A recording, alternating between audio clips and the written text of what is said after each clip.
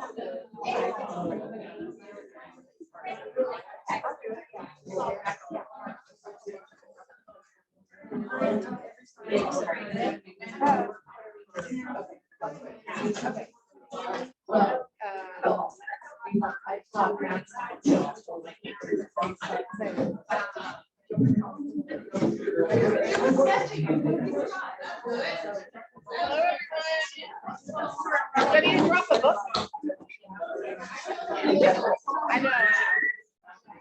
everybody, I want to say thank you guys for being here on this really amazing weather day that we're having. I guess you've probably noticed that there's some construction going on, so maybe like just bear that in mind for next week. I know that it's compounded with the weather, so but thanks for making an effort to get here as quickly as possible. I really appreciate it. Also, let's see what I have to talk about here. As of last week, of course, I'm going to remind everybody, if any volunteer hours you've done in the last week are eligible. Mary Beth's going to, in a moment, going to talk about VMS. If they're having problems, and she's also going to be around to help people with the break if they're been after class, if they're having problems getting into your VMS. Each week, you don't need to bring your book, they're very heavy, so you can read the chapter before and just know how to read with you. We'll see what else here. If you're gonna miss On Zoom, when you're sharing your screen, do you want to make it smaller? There's a little arrow that you email training at CTMN.org, and that will go to the entire training committee. And that way, if you're having some kind of trouble, Evan he will also receive that. He's going to be kind of in charge of helping arrange makeups for people when possible. Sometimes it's impossible. Sometimes you just have to wait till the next year. We can't find something, but he'll do his best to help out. And we are going to try and report the Zoom meeting of this, and we've got I think we may be having this we have COVID. So we've got one person on right now. So we can't get, I don't know if we can get all of them Zoom, but we can get at least some of them. That we participate in. Also, if you want to order t-shirts, those are available through August 31st.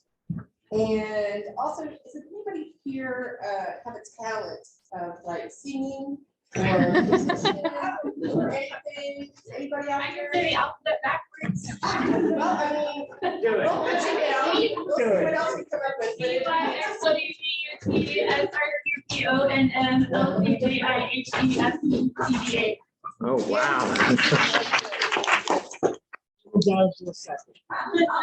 I can do an Irish accent. I can do a Scottish accent. We'll do it. Maybe we'll use the accents later. But anyway, if anybody could, is a musician or a singer or anything, we are looking for talented individuals and fellow master naturalists to help out at our Christmas party. Can we send to you guys some time to think about?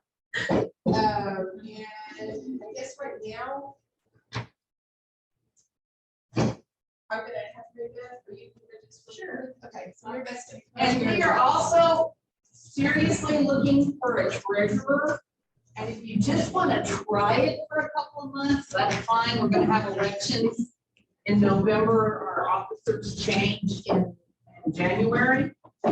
So our treasurer happily moved to Shirts, Texas. And so we're looking for, you don't have to know anything about CTMN except if you know a little bit about how to do the accounting. It's QuickBooks. Thank you. Okay. VMS. It's a mess. Everybody cheer VMS. VMS is a mess, yeah. But we're going to try to make it easier. How many people here got logged into VMS?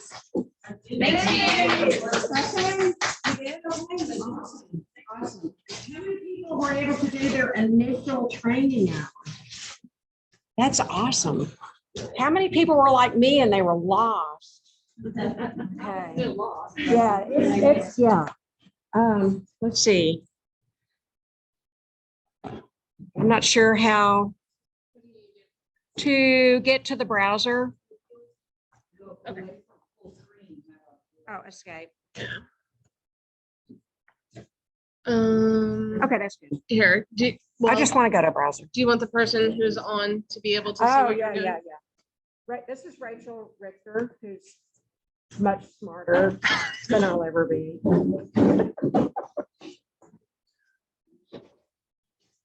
And she's very experienced with Zoom. All right, is this what you're wanting? Yeah. Thank you. Thank goodness there are smart people in the world, right? Let's hear it for smart people. Okay, so if you go to our website, who in here has not gone to the website? Everybody's gone to the website. Awesome. Okay, so you go here, log hours, volunteer login.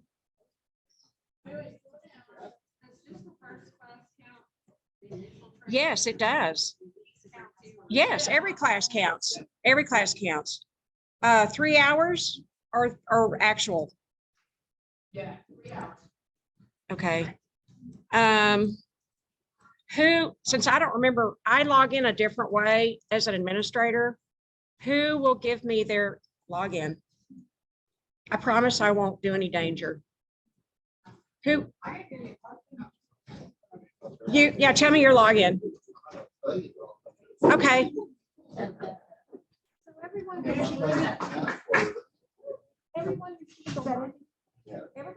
you should have received an email, right, with your username and your temporary password. Never got it. Okay. I've asked for that. Speed frame. That's, yeah, you gotta put the Oh, F we need in to there. focus that, don't we? Can y'all see that okay? That's the eye doctor. This There we or go. this? Thank you for noticing. This or this? Okay, this or this?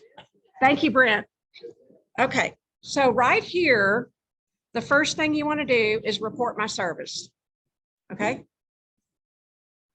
You can still report last week. Yes. Yeah. Chime in if you've got any questions or, so we're gonna, these are called opportunities. Anything that you're gonna record hours for is called an opportunity. I had a boss one time that would say, I have an opportunity for you. You know what that meant? Work. But he was like, I got an opportunity. Okay, so these first ATs, those are when you learn something. You are learning something here, but it's not called an AT right now. AT is for advanced training. Right. So we're going to scroll down. I know the list is really long, and we're going to look for CTMN initial training. Okay.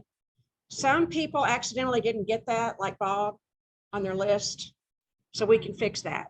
Okay. How do you fix it? If someone didn't get it on their list, how do they fix it? They can contact me or Teresa. Easy thing, contact me. Okay. Okay, so then we pick that initial training and we're going to put the date in here and then how many hours, and you can record up to 0.25. So if you were here for 3.25, okay, you put that down. So let's say 3.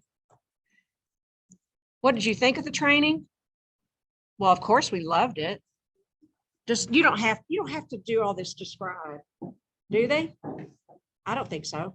You can put class number 2. Oh yeah, you can put ecology.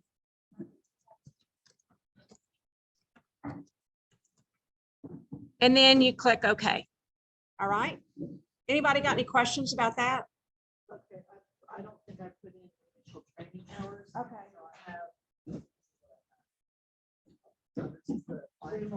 Okay. Do that for every class. Okay. Sorry, my mouth is full, y'all. Do that for every class. Okay, and we'll every fix field that. Okay. trip. Okay, so this is for your training. If you attend a chapter meeting, then that is an AT. And that always counts 1 hour. How much does a chapter meeting always count? 1 hour. Very good. Repetition, did you hear that last week? Works. Okay. Yes. You know, I mean, Oh, right. It doesn't? Starting as a black. starting as a- What? No, they said they were gonna give us credit. Yeah, I submitted. Email I got said we're- Oh, do I detect a little uprise here? Disrest, unrest? Huh? Is it gonna count or not? Somebody said in the beginning of that class on the Zoom for the chapter meeting, that if we were brand new. Yeah. trainees, that Yeah. we could claim that 1 hour on our. I cede to Madam President. My understanding, matches Melinda's and Brent's, is that your Tuesday class is your first event, and then any chapter meetings after that is from now on. And if someone sent that to you in an email, I apologize. That was probably me. Okay, we say wah wah to that. Wah wah. Okay, that's a big wah wah. Not like 6. Okay, let's go back. And we have to follow the rules given to us by the state office. Right. You'll hear me say that a lot. So even if we'd like to give you credit for Michael Smith's presentation, we can't. Okay, now if you entered, I'm not gonna point any fingers, but if you, she didn't even notice. I said, if you entered something incorrectly. I'm right right. now. Contact me. There's another person also who's not here. Teresa Thomas. Teresa Thomas is in charge of hours and approving hours. And we can delete your entry that you our stay. And you can enter. And there is a way you can delete it, but enough for today. Well,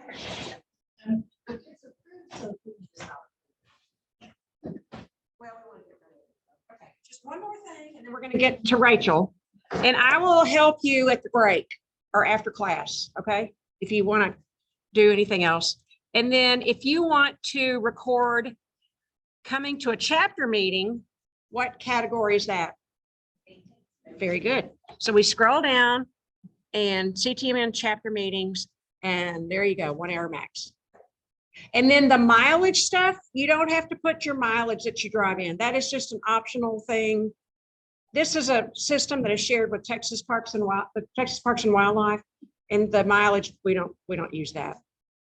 Yes, sir. With the chapter meeting, we get the meeting and the presentation. It's all one. It's all one. And how many hours do you get for that? Okay. So we'll chat later if you want to chat. And there's food, if you want to get up and get food, you know, whatever. Enter your topics. Okay. If whoever made those cookies, they're so good. Let you log out. Just kidding. Sorry. Okay. All right, real quick, I want to thank y'all again for coming out and joining this year's spinning class. My name is Mark Press here with 4 days. Find everything well. As you're saying, can I start day 1 picking on people? Is that okay? Yes. All right, I'm gonna pick on you. All right, I just want to have, if you are in the current class, I want to have you join one of the tables. So the 2 of y'all, there's 2 seats up here that want to join together. Because you'll be doing some possibly group activities and discussions. We want to make sure we have you kind of in a group. And that group for visitors as well as those who are retaining class.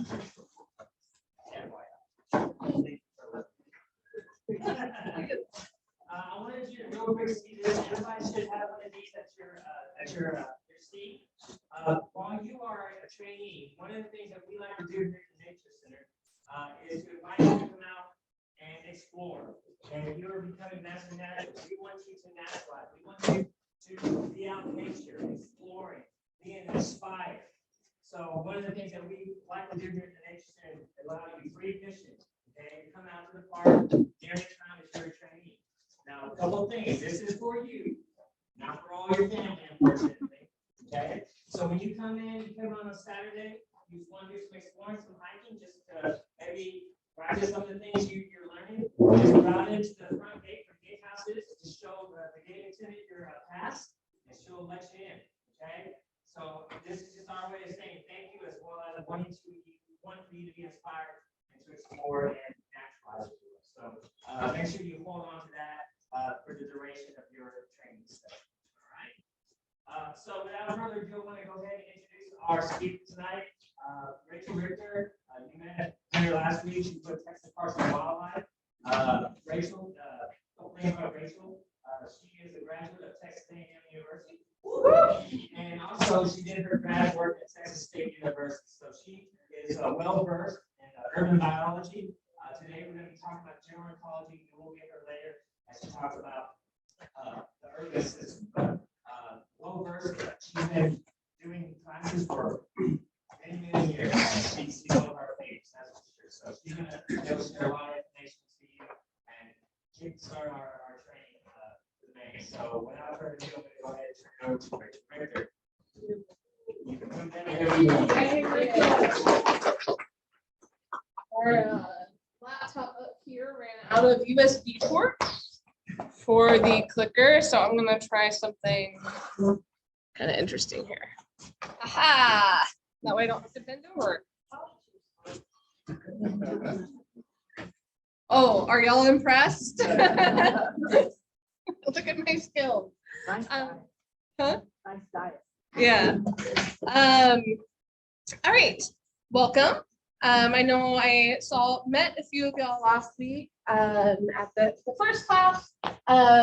So we are here tonight, obviously, to talk about ecology. And so depending on how long ago it was that you had an ecology or a biology class, some of this stuff may seem really familiar, or some of it may kind of be like, dusting off some cobwebs from junior high. But we're covering the basics today, so it should be pretty straightforward stuff. Yes, okay. So first of all, what is ecology? What does this word mean? Most of y'all are familiar with it if you're taking this class, if you signed up to be a master naturalist. So ecology is the study of the relationships of living things and their environment and how those things interact. And ecology is kind of made up of a lot of other, kind of sub-disciplines, stuff like that, just like how there's lots of smaller disciplines of biology. So the most basic thing when we're talking about ecology are, to understand it, we first have to understand how we organize living things. And so the most basic unit when we're talking about ecology is an individual organism. So one single living thing, right? In this case, it's a pocket gopher. When we have lots of pocket gophers together in one area, that's what we call a population. So a population is a group of individuals of the same species living in a given area. A community is populations that interact. So that is different species, group populations of different species and how they interact. So when we're looking at something like pocket gophers, you have gophers, you have the plants that they eat, you have all the parasites that live on those gophers. I've heard this jokingly referred to before as it's sort of like Mr. Rogers' Neighborhood. They all interact. Sometimes some of them eat each other. And I just want to make sure before we get through the whole class, can the person online hear me okay when I'm standing at the podium? If you could just say in the chat. I would hate to get through the whole class without. I'll leave that up for a while. Maybe. Oh, okay. Great. Standing kind of far away, so don't know how sensitive this space is. Okay.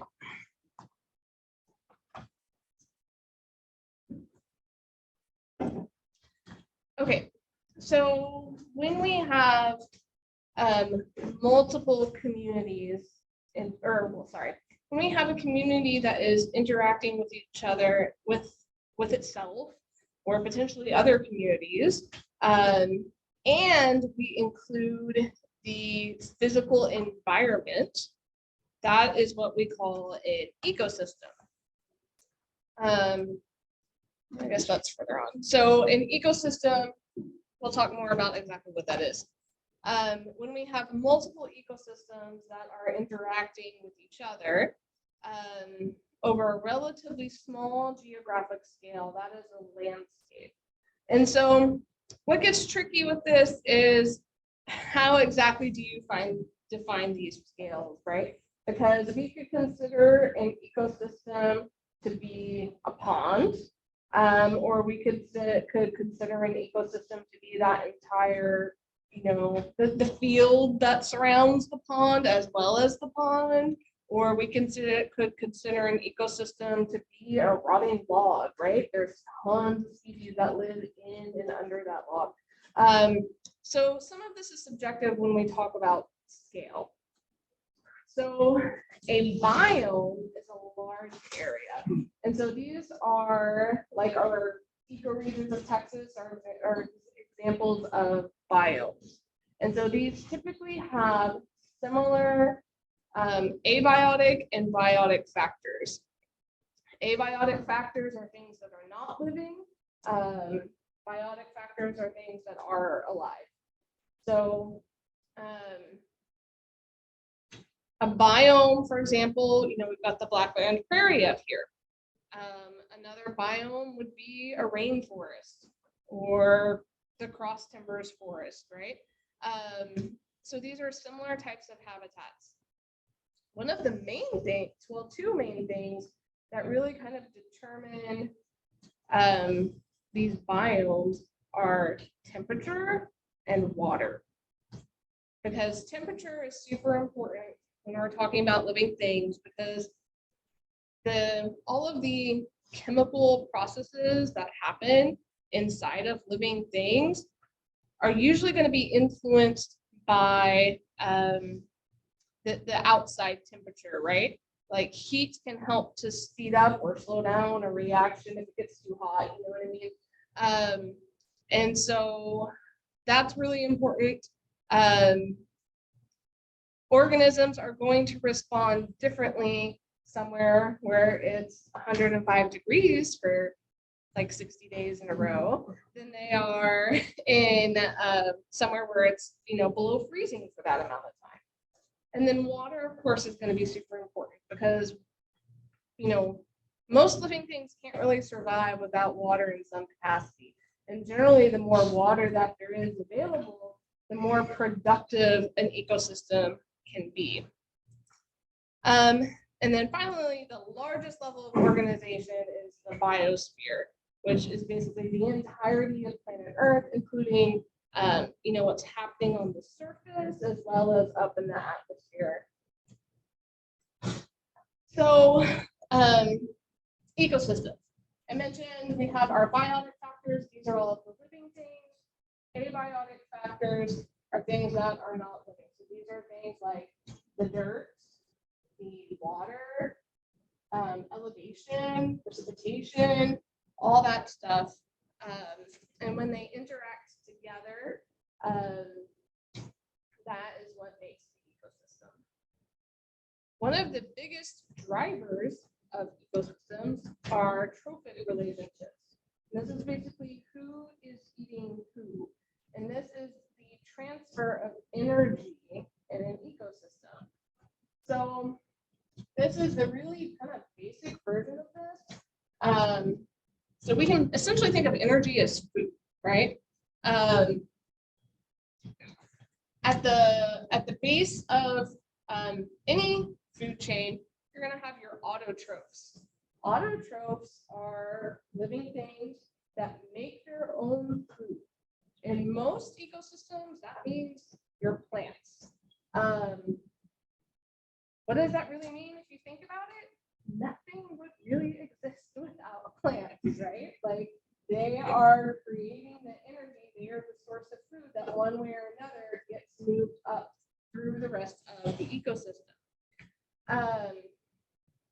Then you have something that eats the plant, herbivore. In this case, it's a cricket. Then up here you have, so herbivores are also known as primary consumers. Then carnivores are secondary consumers. And then you can have tertiary, quaternary, so it goes up. Now this is a really kind of not great example of what a food chain looks like, right? Because they're a lot more complicated. Also, you can guess here, like, well, if we remove all of the praying mantis, and then there's going to be too many crickets, and they're going to eat all the plants, right? So having that kind of having more species makes it more stable, and it's also more realistic for what's going on. So this is a food web, and again, this is way oversimplified, but it gives you kind of a better idea. So generally, the arrows are pointing towards, the transfer of energy. So who's eating what? So we have multiple things eating different stuff.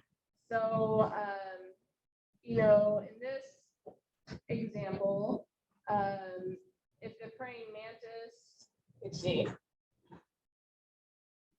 if the scorpions are gone, the mockingbird still has other things that it can eat, right? It can eat the grasshopper, it can eat the praying mantis, the cricket, all that stuff.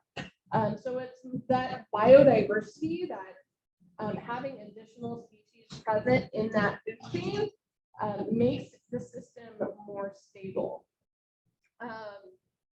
Now there's one thing that I've left off of here. What's the other kind of thing? What other category of organisms play into that?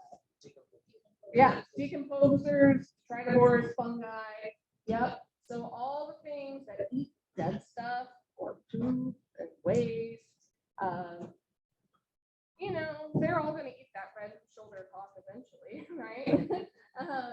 And also we can sometimes have stuff, where it goes those ways, where,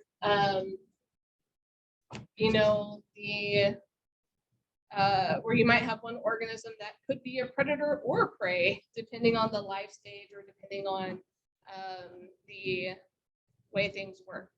So again, all of the flow of energy in the ecosystem is going to come from the sun, right?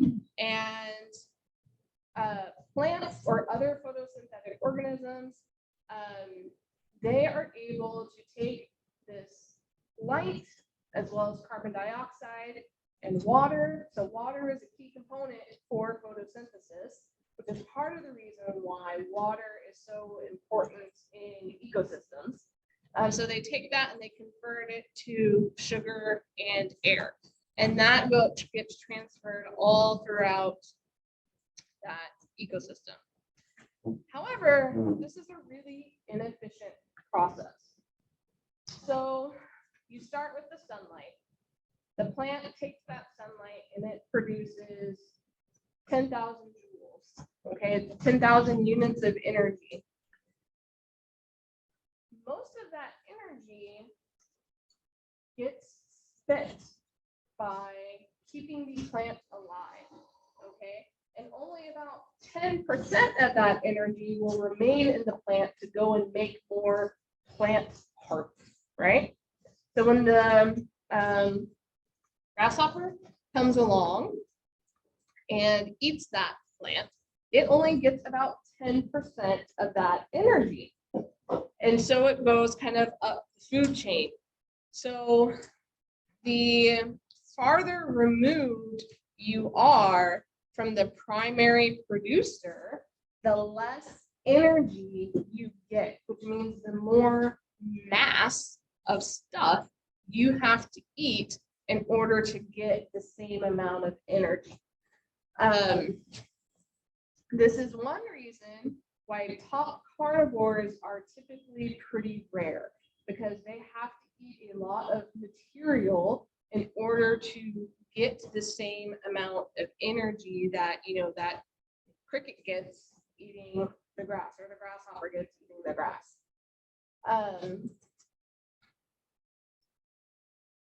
how we process energy also depends on kind of our survival strategies. So ectotherms and endotherms use energy in different ways. So ectotherms are cold-blooded animals. So these are things like amphibians and reptiles. They do not, we say that they're cold-blooded, not because their blood is actually cold, because it is actually kind of maybe a little bit cooler than ours, but you know, it's gonna be like 80, 90 degrees, something like that. But because they don't produce their own body heat. So they are reliant on the outside environment to produce their own, to maintain their body temperature. Whereas us mammals and birds are able to generate our own body heat. So we're less dependent on the outside environment for regulating our body temperature. So, but there are trade-offs associated with this. We tend to think of like being warm-blooded, being an endotherm as being like superior because we're that way, right? So it's clearly the better option, but it is super energetically expensive, right? Like we eat all the time, yeah? Like you probably ate dinner in your car really quickly, like on the way here, or if you didn't, you're definitely eyeing those snacks, or maybe even if you did eat dinner, you're still eyeing those snacks because you know you got the munchies, and probably sitting when you're listening to me talk is not like the most stimulating thing, but a cookie would definitely hit all those little pleasure sensors in your brain. Anyway, we're constantly looking for food. And some mammals, like shrews, if they go more than like a few hours without eating, they starve to death. They're dead. So we spend a lot of energy. Now, something like a snake. Has anyone ever had a pet snake in here? How often do you feed your snake? Every 2 to 4 weeks. Every 2 to 4 weeks, right?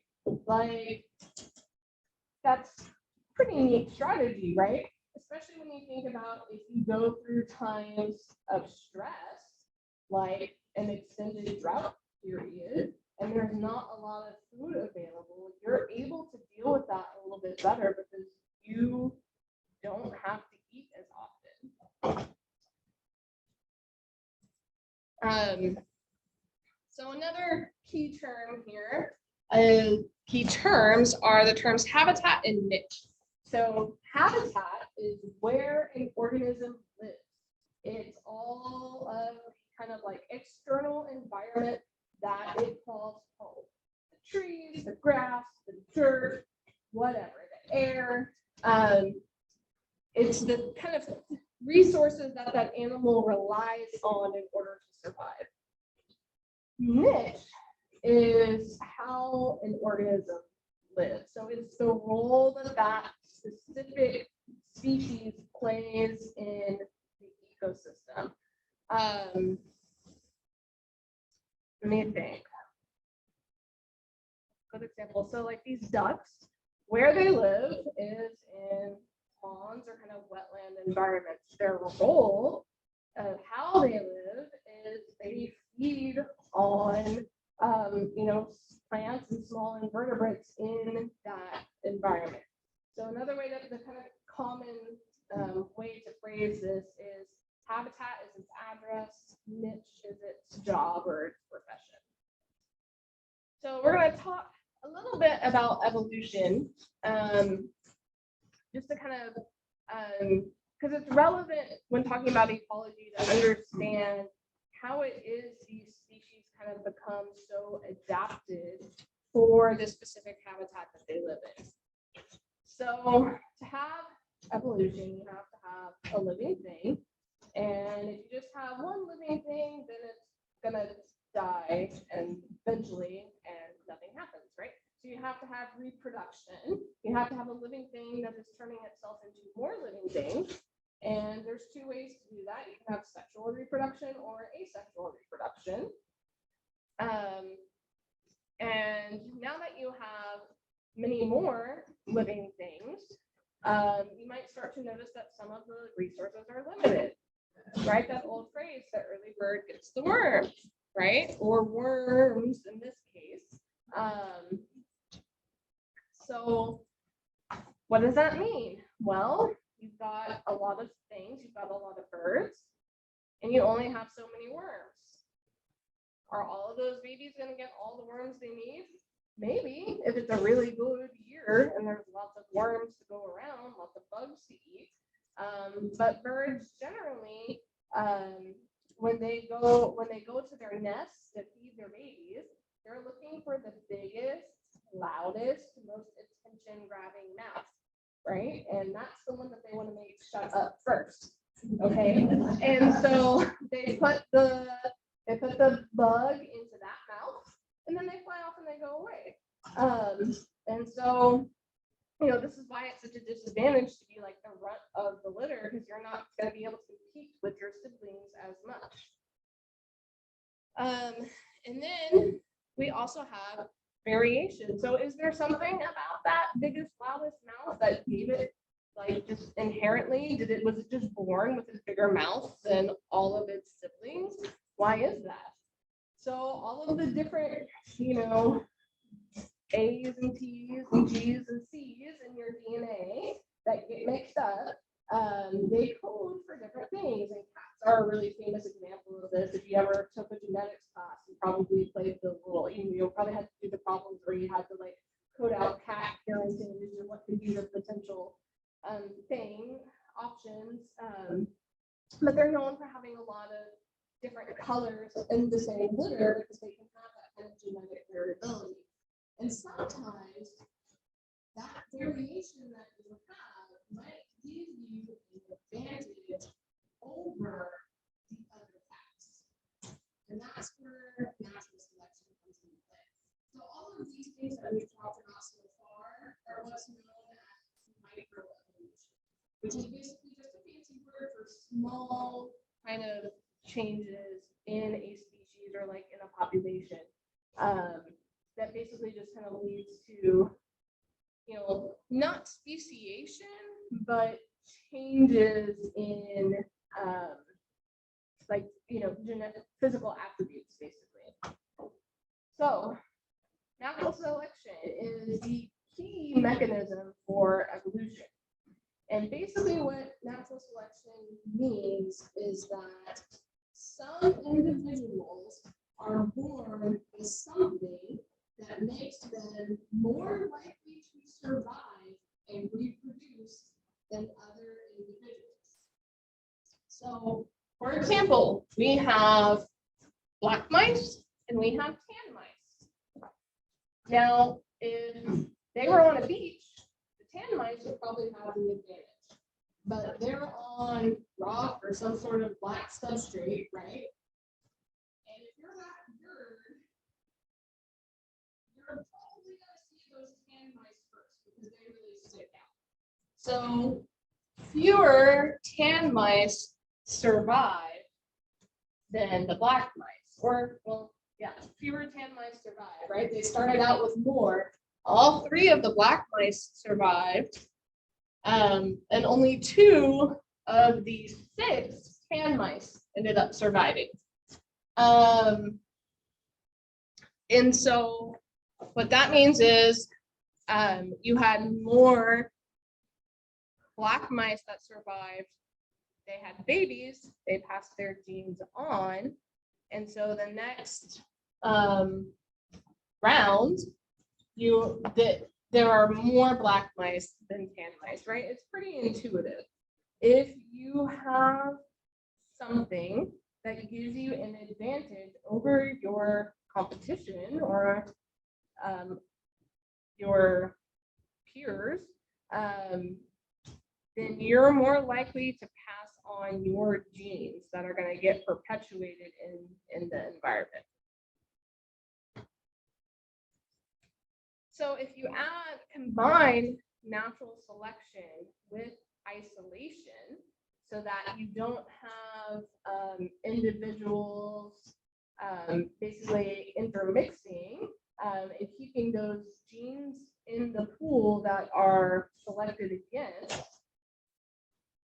then you end up having speciation. A really famous example of this is from the Grand Canyon, where the squirrels on the north side of the rim and the south side of the rim are two different species that are very closely related. And so it's thought that they used to be one species, but over the millions of years, they became separated by the Grand Canyon, and the squirrels on the north side are better adapted to that habitat than the squirrels on the south side. And that is macroevolution, where you actually have that kind of go full blown to the speciation.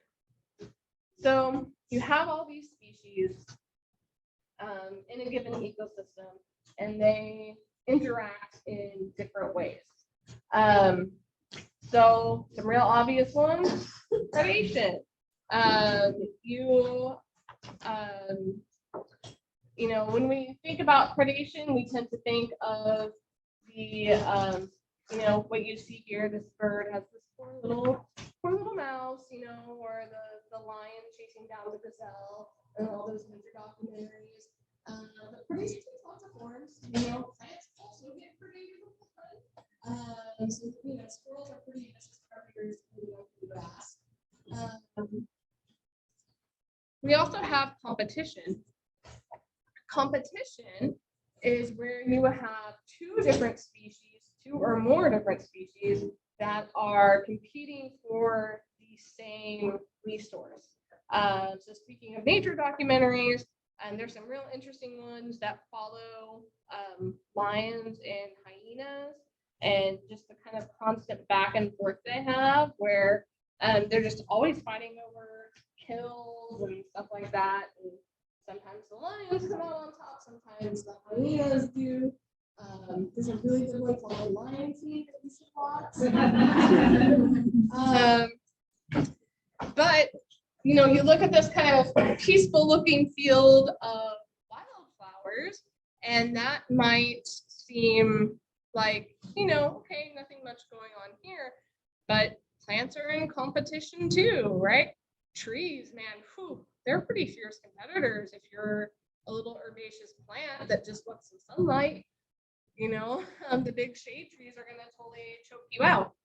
So plants have to compete for water, they have to compete for soil, and they have to compete for sun. And so the plants that might emerge early in the season and kind of choke out some of the other plants can take over. So then we have what are called symbiotic relationships. And so these are when two species are very kind of closely linked together. And the first example of this is called commensalism. And commensalism is where one species benefits and the other species isn't hurt and also doesn't benefit. So a good example of this is barnacles. They attach themselves to whales and sea turtles, and as far as we can tell, there's not really a substantial negative effect to something like a humpback whale that has a bunch of barnacles on it.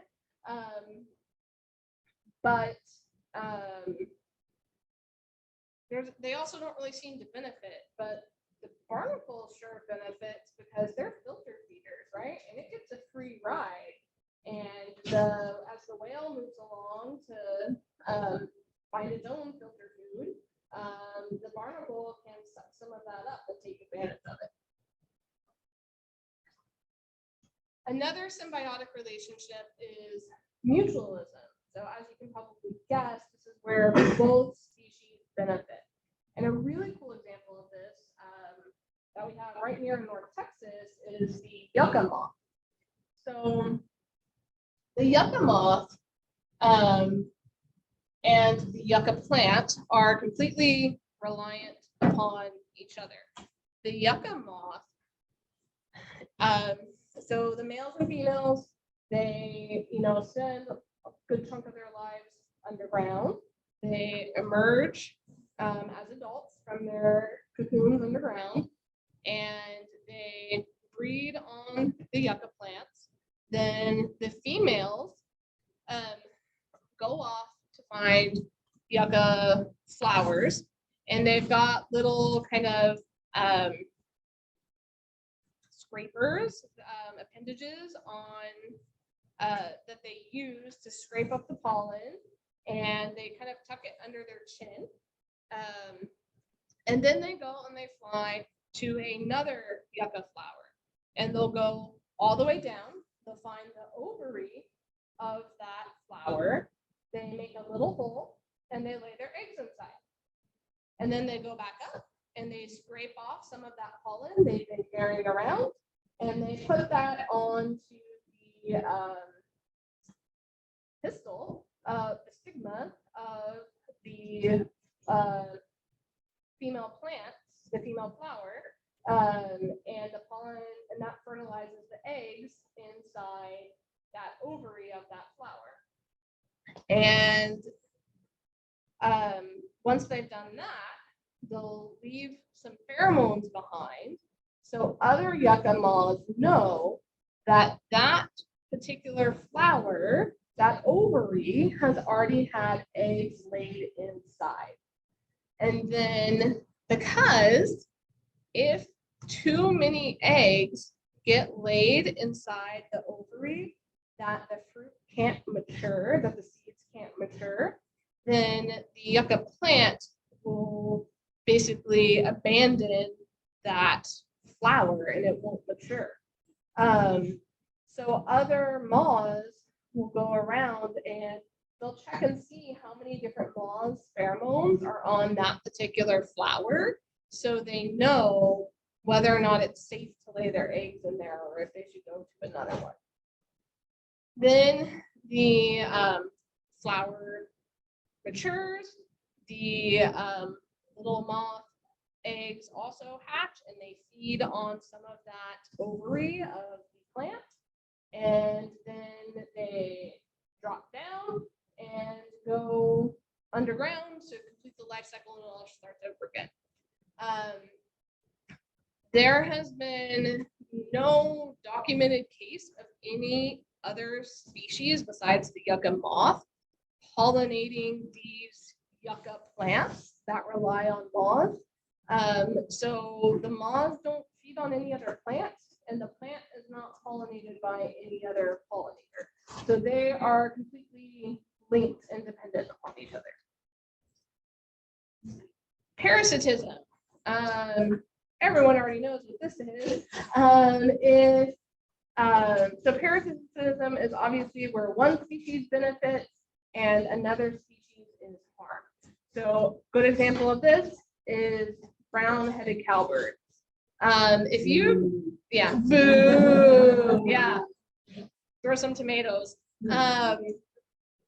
If you are not familiar with brown-headed cowbirds and are wondering why we're booing these lovely birds, so brown-headed cowbirds are what we call brood parasites or nest parasites. So they're a native bird. They're native to Texas, but they evolved alongside migrating herds of bison. And so they would follow the bison herds, and as the bison were grazing, they would pick up lots of bugs and stuff, and the cowbirds would pick off those bugs, and then they would just kind of go where the bison go. Now, because they were always on the move, they just decided it was much easier to not make their own nest, and instead to lay their eggs in the nests of other birds. And so mama cowbird lays her egg in the nest of a songbird and then goes about her business. Typically, that cowbird egg will hatch earlier, and when it hatches, it is much larger than the songbirds. So sometimes the cowbird will actually, like, you know, as soon as it hatches, it will like kick the other eggs or other babies out. But if it doesn't, if it lets them stay, remember what I said about the bird looking for the biggest, loudest, hungriest mouth? They trick the little warblers and other species into feeding that cowbird baby instead of feeding their own baby. So very bad for songbirds here in Texas. And because we don't have herds of bison migrating around anymore, cowbirds don't migrate either. And so cowbirds have changed, they've adapted to where they stay in one spot. And unfortunately for the songbirds, that's been very beneficial for the cowbirds because their population numbers have gone way up. And so they're, have a significant impact on songbird populations, which is why we angrily move them. Something else important to keep in mind when we're talking about, ecology and how ecosystems function is some species can have more significant impacts than others. Now, all species have some impacts. I think I'd be hard pressed to come up with any species that I would say, yeah, we could totally get rid of it. We'll see absolutely no consequences, right? Because in ecosystems, everything is linked. So one kind of classic example of keystone species is the beaver, because they are, they're commonly called ecosystem engineers, right? Because what do beavers do? What do beavers eat? Trees, yes. Beavers eat trees. They eat trees and they also cut them down to build their dams. And so that on its own, the predation on trees is something that, on its own can impact an ecosystem. So you can imagine if you had a tree growing that was shading this whole area and then suddenly it's gone. Well, now you have more sunlight that can reach the ground there. It also, beavers have preferred tree species that they like. So they might hit one type of tree harder than others. So that might change the composition of the species in that area. And beavers take those trees and they build their dams, which changes the flow of water, right? So they can turn a creek into a pond, which is going to influence the structure of that water, the way that water flows. It also is going to, all those plants that were kind of right on the edge of the creek are now underwater, right? So it changes the kind of whole ecosystem. And that's kind of an example of the cascading effects, right? So beavers aren't really intending to do all this. They're just doing what beavers do, right? But it's a domino effect. One thing leads to another, leads to another. And so where before you had like a fast moving creek that had like riffles and stuff like that, that might be great for one type of fish. Now back there you have kind of slow, kind of more stagnant water that's going to support different types of fish and different plants and all that stuff. Population ecology is another kind of important thing.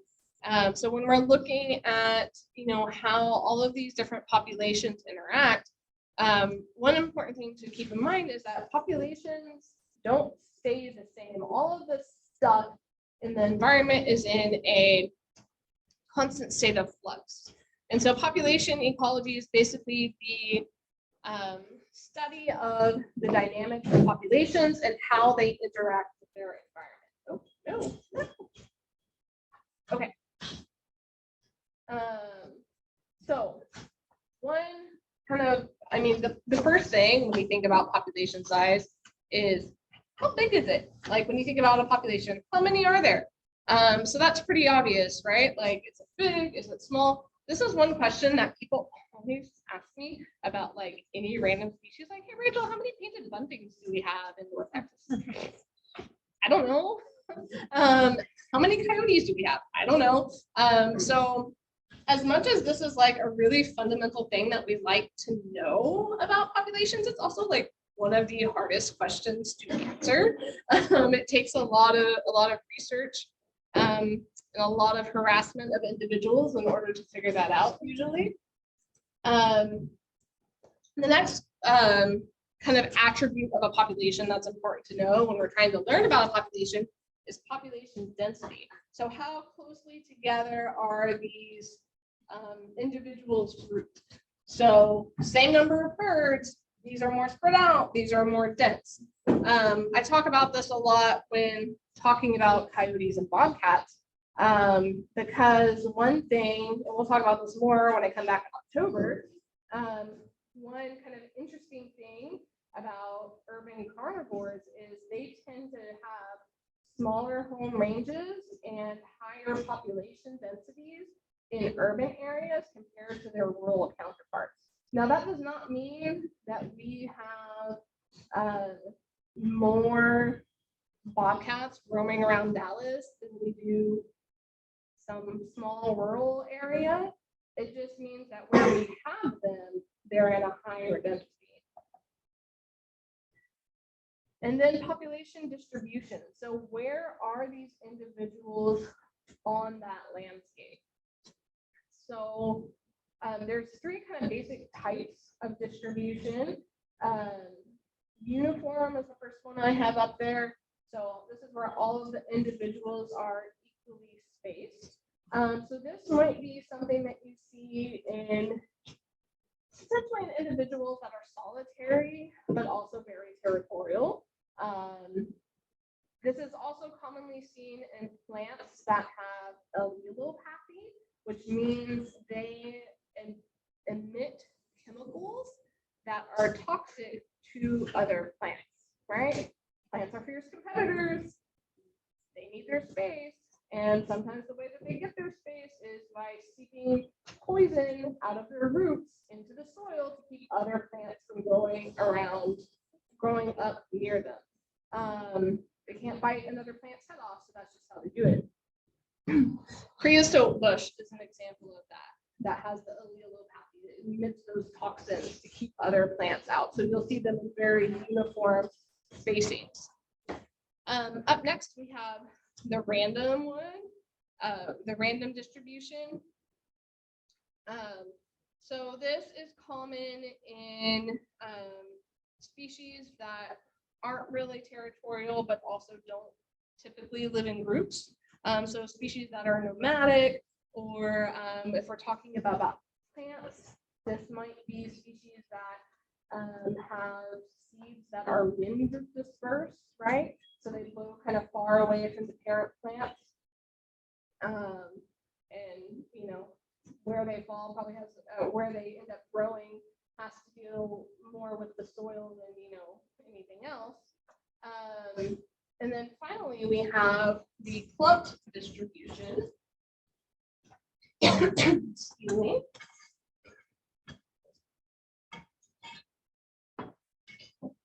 And so this is for species that are gregarious. So species that live in groups or herds or colonies, right? Like bats.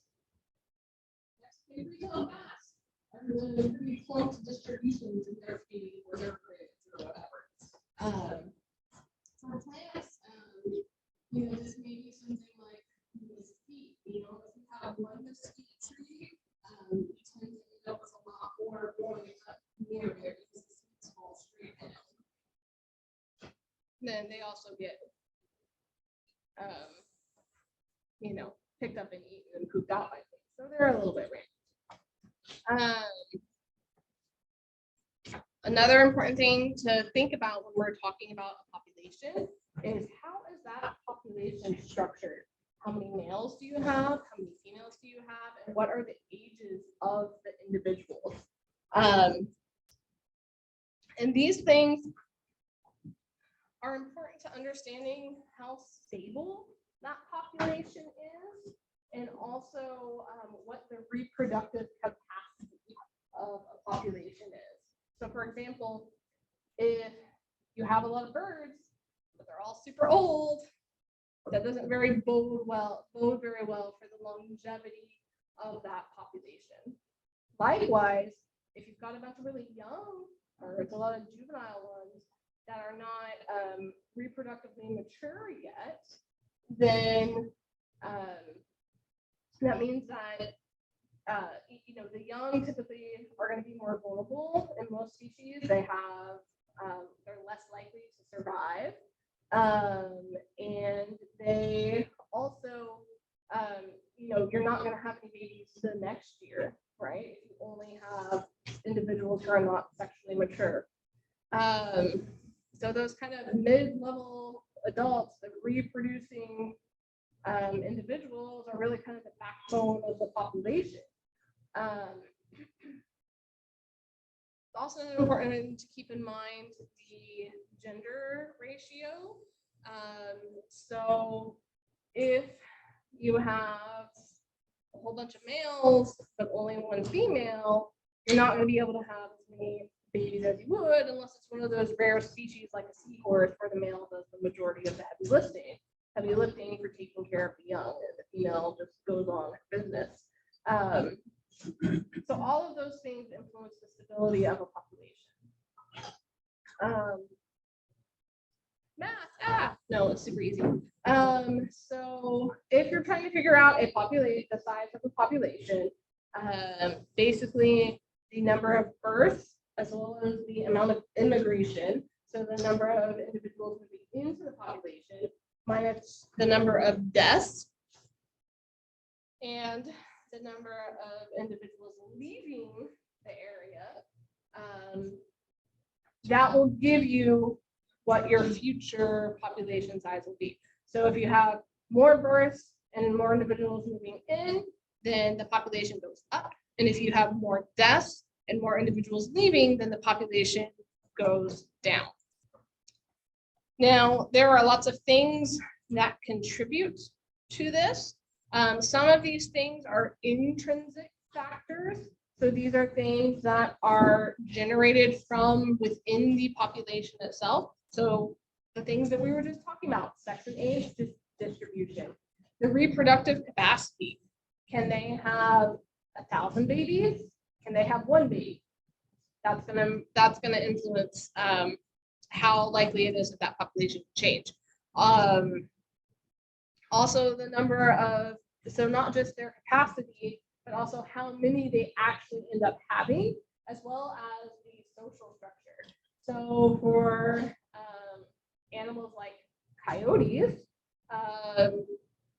there are in a situation where you have a stable pack, so the coyotes aren't being significantly harassed or anything like that, they're able to go about their normal coyote business. You typically have one breeding pair, as well as 2 or 3 kind of younger adults that are usually closely related, so maybe pups from previous years, as well as pups.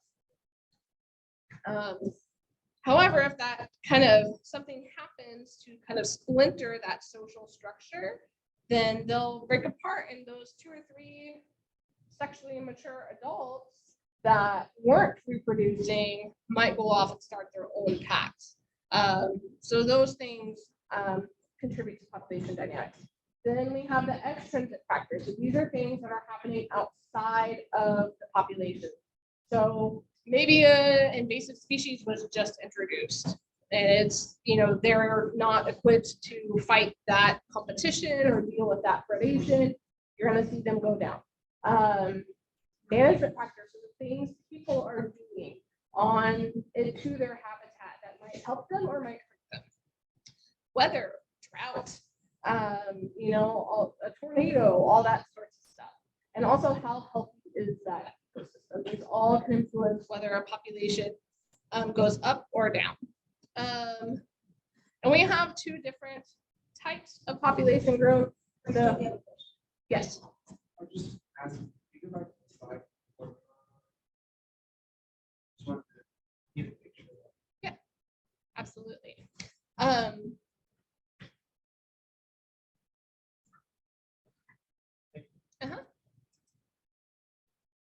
So we also have 2 different types of growth. So in a perfect world with no checks, you'll experience exponential growth, or you might experience exponential growth for a certain amount of time, or basically it just kind of goes straight up. What's more likely to happen is logistic growth where it kind of goes, and then it starts to level off right about the carrying capacity.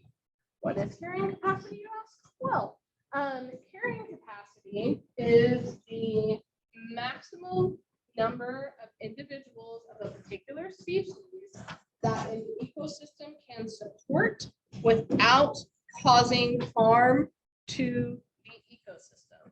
So it's kind of when the Habitat Hotel gets that no vacancy sign on. That is carrying capacity. Carrying capacity is determined because there are things in the habitat, in the environment, that limit the ability of these animals to just reproduce constantly. What are some examples that you think might be limiting factors? What would keep a population in check? Water. Water, yeah. Food, yeah. Sunlight, shelter. Temperature. Space. Construction. Yeah. And so we also have, so those are the things, if they require, tree cavities to make their nest in, when all those tree cavities are spoken for, that's it, right? But there's also things that kind of keep the population going down that aren't necessarily limiting factors. So these are things like, they got sick, they got hit by a car, various things like that. So you kind of end up having, populations are designed to have a certain amount of death every year, right? Or individuals leaving the area every year. But sometimes you can get, and that's what you kind of see coming out the sides of the bucket there.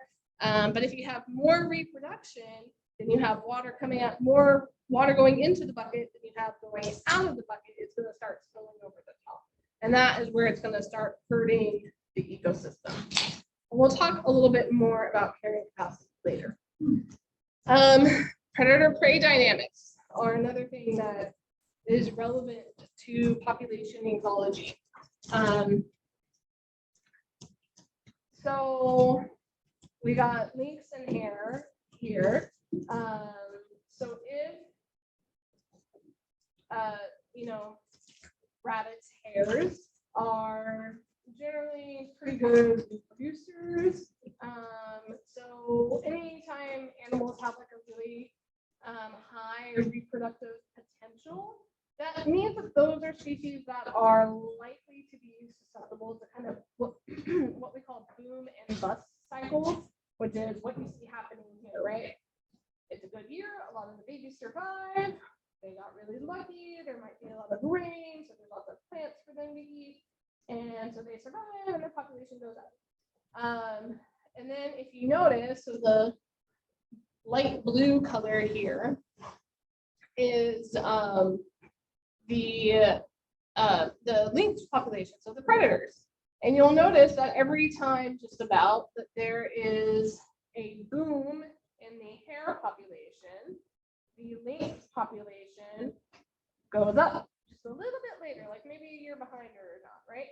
Because if the rabbits have a really good year, then that means that these lynx have a pretty good year too, because they have lots of rabbits to eat.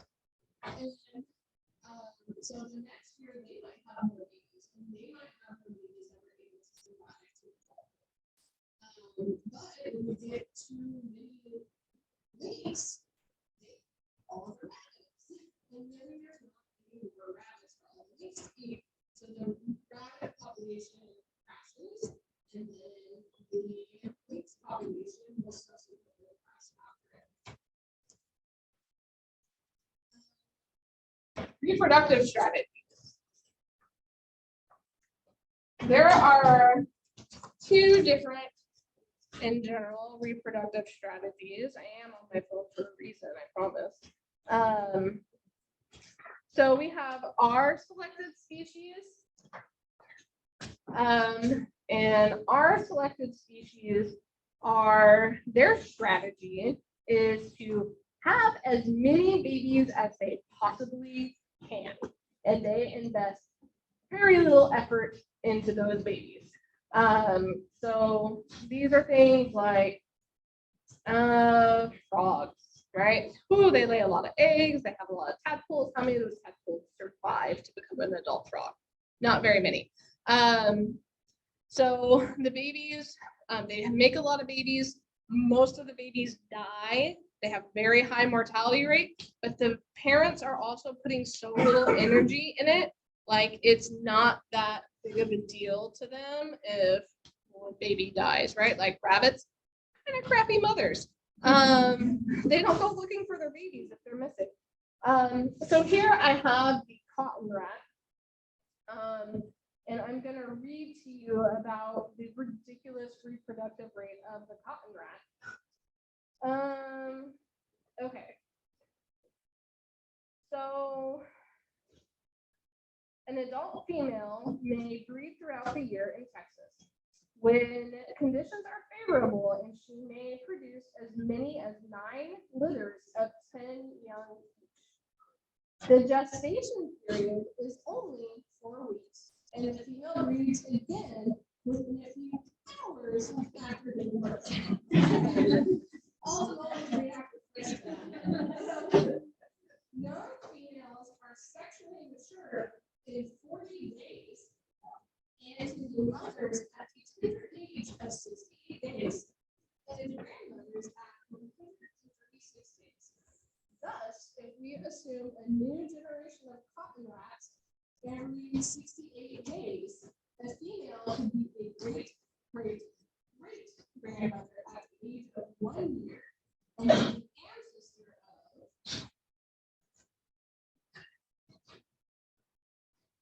Keep going suspense. So the ancestor of about 15,500 at 1 year.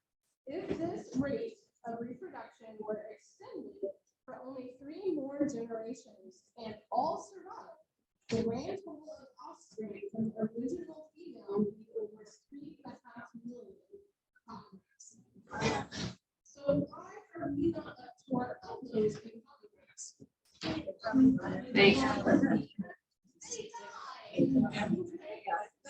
don't live that long. So that is like an ideal, if everything in the world just aligned for the Hispanic cotton rat, that's what it might look like. But the reality is not that many of them survive. They die relatively young. And disease is predation, of course, plays a key, but disease is another big kind of thing that keeps their population in check. Because when their numbers get bigger, well, what happens? All of you who have survived this, what happens when you have more individuals in one area? Disease spreads really fast, right? So the more as matter population, again, this is a species that is very susceptible to those robust cycles that I talked about. And so they get to be around so many of them that they're coming in contact with each other all the time. And it's really easy for disease to spread for their population. How about inbreeding? Inbreeding? Do they even live long enough to inbreed that much? Yeah, I don't know. I don't know how much inbreeding they have. A lot. Yeah, they're probably not too picky. Yeah. So on the opposite end of the spectrum, we have case-selected species. So these are animals that invest a lot of energy into fewer offspring, but they know that there is a high likelihood that that their babies are going to survive to make more babies, right? So elephants are a great example of this. How long are elephants pregnant? It's like 2 years or something, right? Yeah. 2 years. Yeah. So, they'll only have 1 or 2 babies at a time, and it takes them years, and they spend years raising their baby. But it's unusual for a baby elephant to die compared to a baby cottontail. So we also have, these are survivorship curves. So this is just kind of another illustration of life history strategies. So K-selected species tend to be at the top, right? So these are like people or like elephants. We have, few babies. It's very unlikely for our babies to die because we take good care of them. And we reach maturity. And, it's not until we reach, the upper ends of the age of our lifespan that you really start to see a drop off. Birds, so type 2, a type 2 survivorship curve basically means you've got essentially an equal chance of death no matter what life stage you're in. And then type 3 is where good luck if you're a baby, but once you survive, once you make it to adulthood, you're very unlikely to die. Excuse me. Why don't we go ahead? It's about 7:30, so we'll go ahead and take a little break, and then come back in like 10 minutes.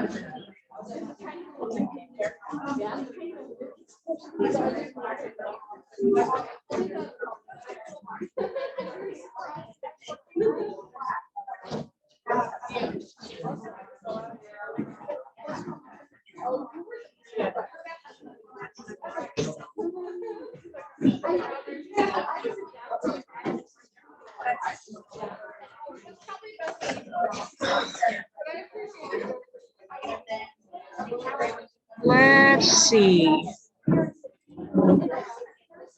This thing is in the way.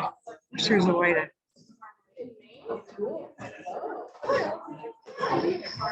Here we go. There it is.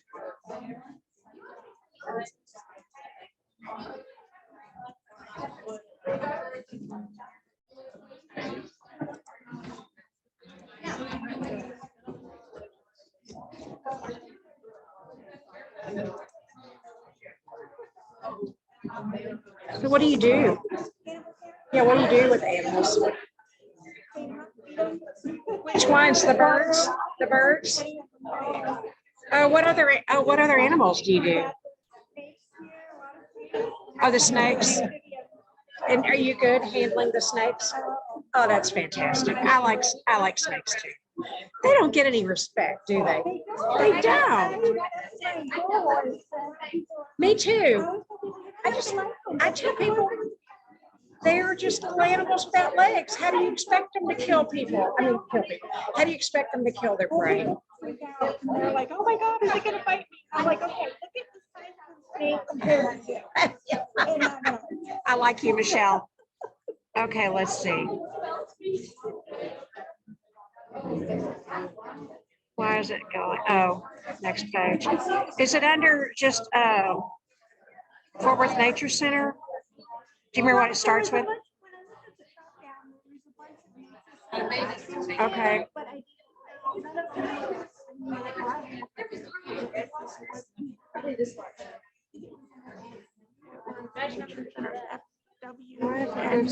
I'm trying to look for the Fort Worth Nature Center. This screen is not big enough for me. We're trying to look for the opportunity for her. Here we go.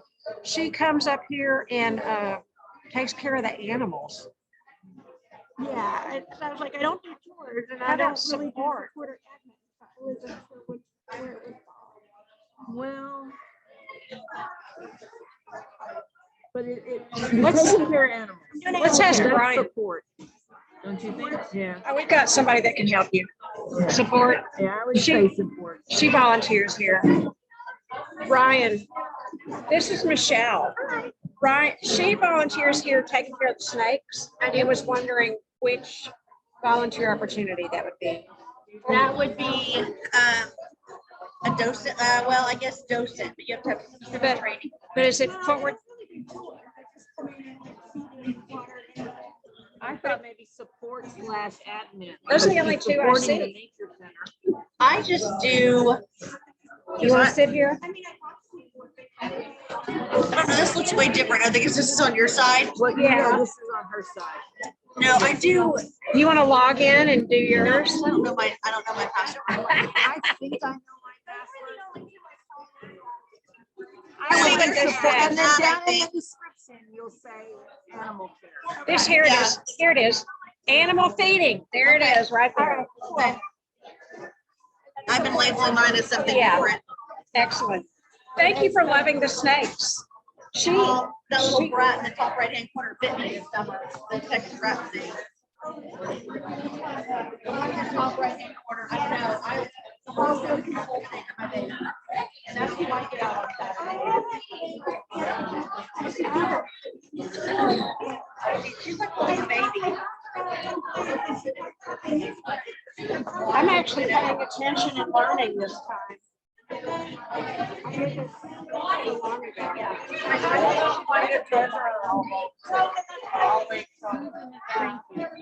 I appreciate you saying that. Yeah, if someone really wants to do it, fine, but I don't mind doing it. I want to be more involved. I did, I went through the program in Louisville. Oh, yeah. Class. Oh, yeah, that's right. But I wasn't here to relearn it. So much. I know.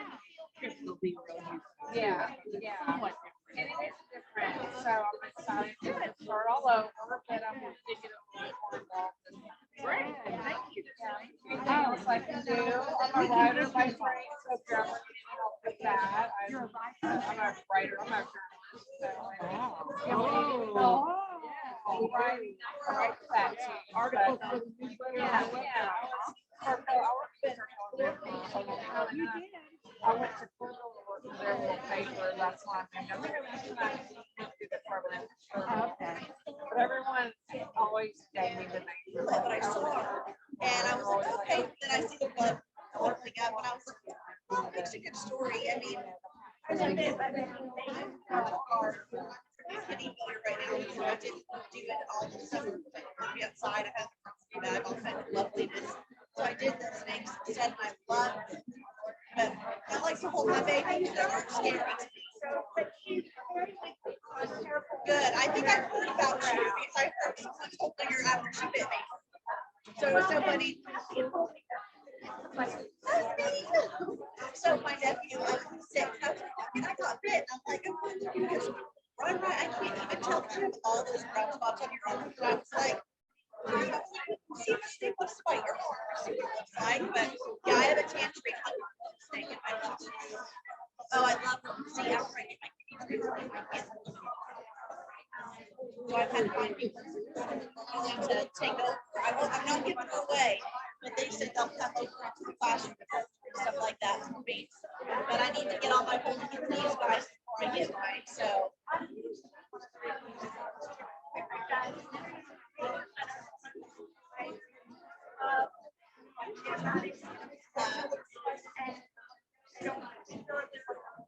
Yeah.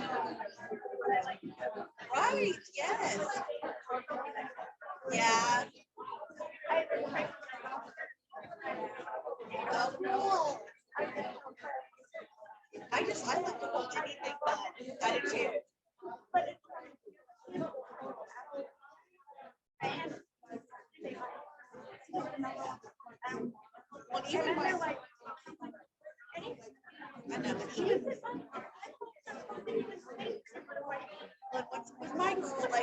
I hold, like, I always, I think Lindsay gets pat her because she's gorgeous. She's red, orange, and yellow, and red, orange, and black.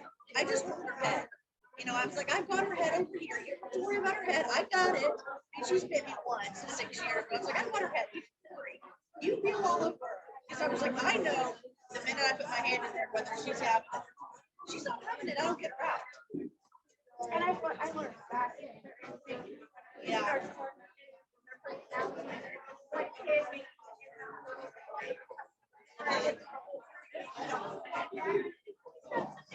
I see. I don't want to get the snake out of focus here. It doesn't have like, and my then it doesn't have the same.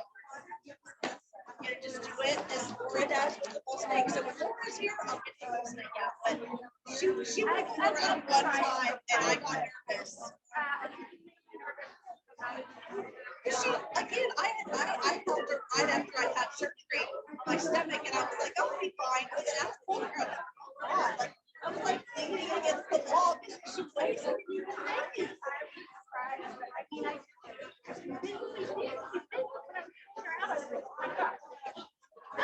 I know that she's like a dragon, like the way she feels everything. Lord, I've gotten that one out at getting it there.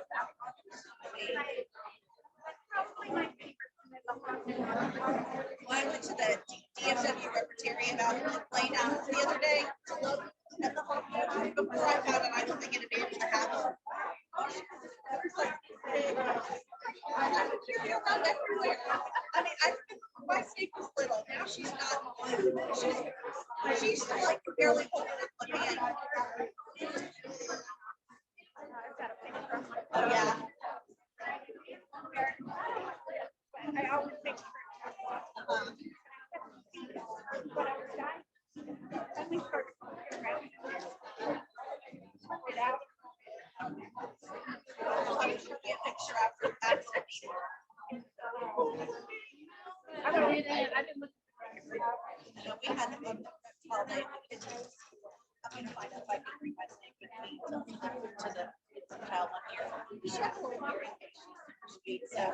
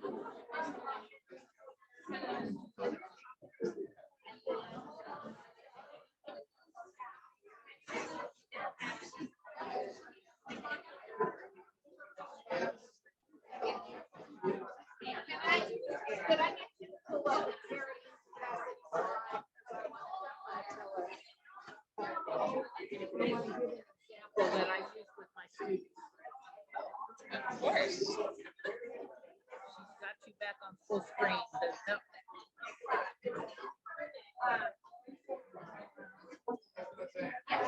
Yeah.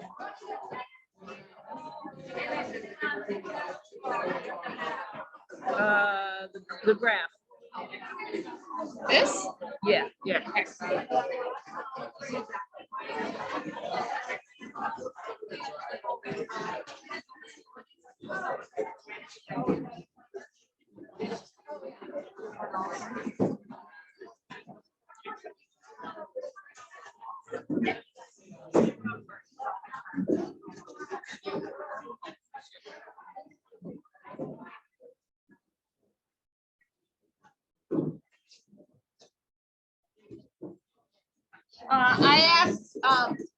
I asked Rachel to go back to the slide because I can't help it. I have to explain things to people.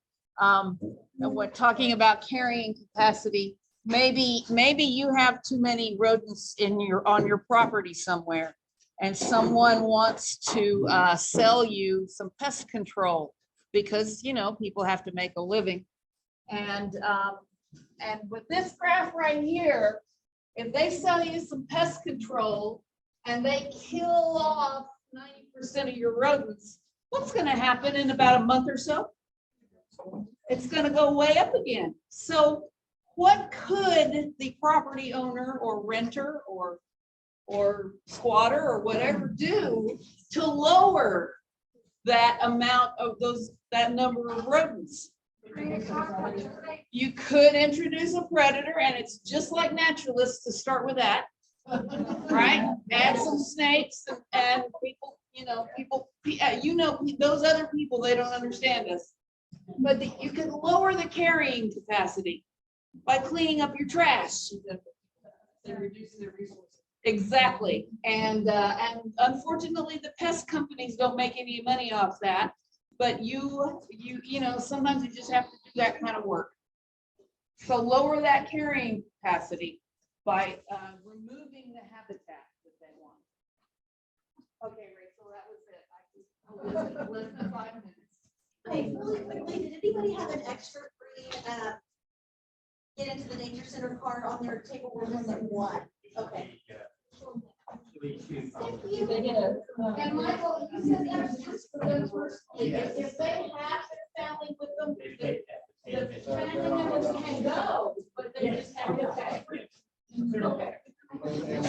Everyone over here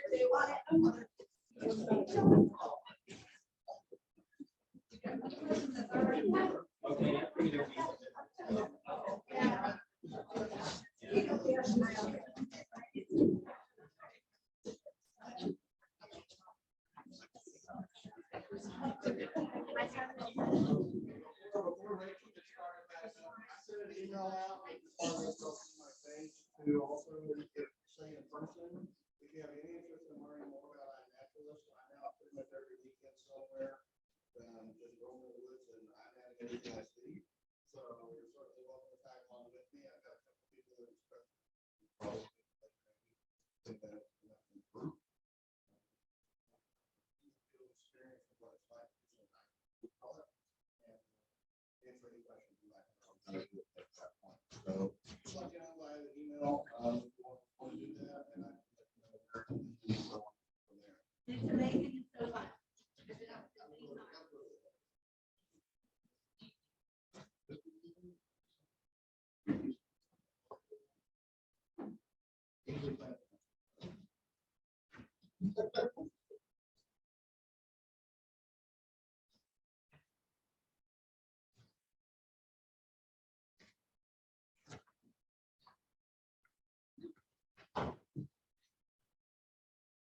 All right.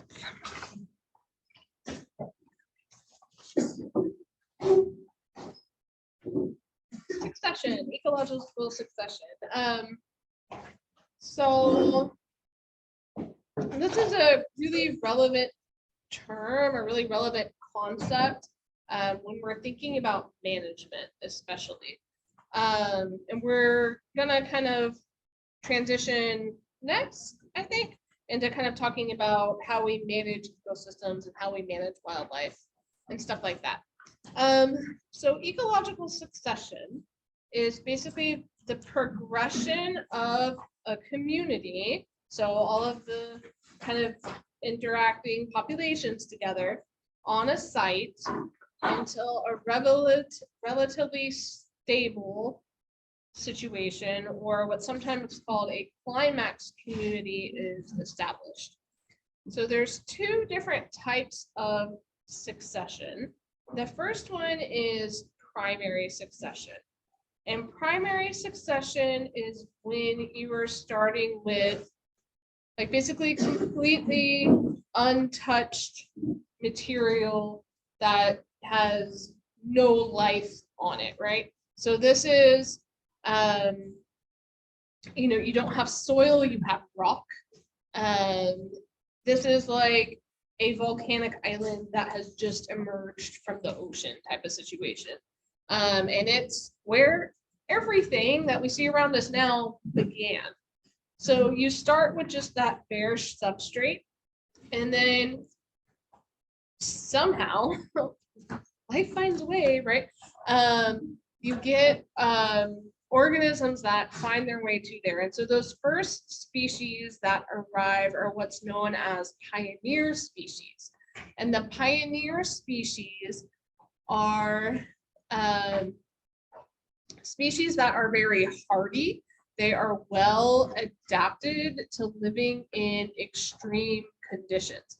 So these are typically going to be things like non-vascular plants, like lichen or moss, and they start a very slow, very painstaking process of slowly eroding away at that rock, and they will slowly turn it into soil. We take dirt really for granted, but there is a lot of stuff going on in there. And so as the initial species slowly modify that substrate, they'll slowly create soil, they'll modify the environment, they'll over time make it more hospitable for other things. So you'll start to get simple vascular plants. Then you'll start to get, slowly more and more advanced plants. So you'll get things like wildflowers, so herbaceous plants, plants that don't have woody stems. And then you'll transition into shrubs, so woody plants, but they're kind of small. And then that will eventually go to mature old growth hardwood forest is kind of the traditional idea of how succession happens. Now, I'll say that next. Okay, so the other type of succession is secondary succession. And secondary succession is basically, not a volcanic island that just emerged from the ocean. So it's an existing ecosystem or an area that at least recently supported an ecosystem that has had some sort of disturbance, some sort of significant disturbance usually. So this would be like after a wildfire comes through, right? So when fire comes through, it's gonna kill off a lot of the plants that are growing. It's pretty hard on woody species in particular. It's gonna get rid of that thatch. It'll kill some animals too, not all of them. They tend to be pretty resilient to fire, but some individuals will die. And then it's gonna start kind of regrowing and working back to that on that kind of state towards that climax community. Now, one kind of thing to keep in mind when we're talking about this is that kind of like mature old growth hardwood forest that we see in the northwest, like the redwoods or something like that. That is certainly one example of a climax community, but it's not the only example of a climax community. So, and it may be better to think of, instead of a climax community, think of it as being a relatively stable state, or like a stable state. So, there are some areas that will never reach that, right? There's not enough rain, or there's too much disturbance, because You know, something like a tall grass prairie, that is a climax community that is one of the main ecosystems that is found in North Texas, right? And so it doesn't look the same as the redwoods do, but it's still a stable state for that ecosystem. And so ecosystems are not static, they're always changing. And there's always going to be some degree of disturbance coming in that's going to change things. And also, sometimes the way that the ecosystem reacts to that change, there's a degree of randomness to that. So we don't know necessarily exactly how it's going to reappear. So disturbance is basically something that can, you know, it will set it back a few stages in succession, and then it will kind of continue on that progression again. Some ecosystems don't have a lot of disturbance. Think like a rainforest, right? They don't have a whole lot of disturbance. Prairies have a ton of disturbance. So just bear with me on this slide, y'all. This is, because like I said, we're shifting gears a little bit into how we manage ecosystems. And so these 7 principles of ecology, okay?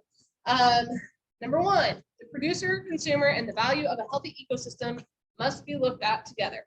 Everything is connected. Number 2, natural resource managers should understand the change and know it has an influence on all management decisions. Number 3, for every action, there are multiple reactions that can occur. Number 4, nature abhors a void and provides plants through the process of succession to fill the openness. Have you ever tried to install a new garden at your house? Y'all know. You will find all sorts of volunteers trying to come up. Number 5, nature knows best. Organisms that are suited and adapted to the change occupy the site. Number 6, everything must go somewhere. And number 7, there is no such thing as a free lunch. So everything is time, money, energy, right? It all has to come from somewhere. Okay, so I've got a couple of picture examples. So in this picture, there was, we have erosion, right? And the erosion was caused because there was erosion further upstream of here, and they installed a structure upstream to try and deflect water from that bank. And this happened within a couple of weeks further downstream. So what are some of the principles of ecology that you could see at play in that? Number 6, yep, everything's got to go somewhere. 3, yep. 2, yep. You have to think through what you're doing, right? Because there are multiple things that could happen. And so you really have to be sure before you make that change as a manager of that environment that you've thought through how it's going to impact, you know, not just the area you're working on, but all the places that are connected to it, right? I think I got most of them there. Okay, here's another example. What's going on in this picture? Woody encroachment. Yeah, this is overgrazed. Yeah. So there are too many cattle on this pasture. What are some of the principles that you see here? 4, yep. Nature abhors a void, and yeah, so number 4 is it provides plants through the process of succession to fill the openness. Yeah, because as Madison said, the plants that are growing back are woody plants, right? These are the ones that like the cows can't eat very easily. They're not palatable. So they're growing back because they're the ones that are able to survive. They're best suited for the change. What are some other examples? Yeah, no such thing as a free lunch. Number 1, yep. So, they're managing this property primarily thinking about the cattle and not thinking about the other components of the ecosystem. But there are ways that you can use cattle as a tool to actually help manage a healthy ecosystem, and we'll talk about that more. So what is ecosystem management? The goal of ecosystem management is to develop a management plan that conserves, restores, and maintains the ecological integrity, productivity, and biological diversity of public lands. So it's basically so first we have to recognize whenever we talk about management that there's not really any place that is untouched by human activity, that is not influenced by human activity in one way or another, right? So we're, as managers, we're always trying to, hope that our management actions can offset the negative impacts of human activity and how they influence the ecosystem. So that's really what the goal is here. So what are the 5 principles of ecosystem management?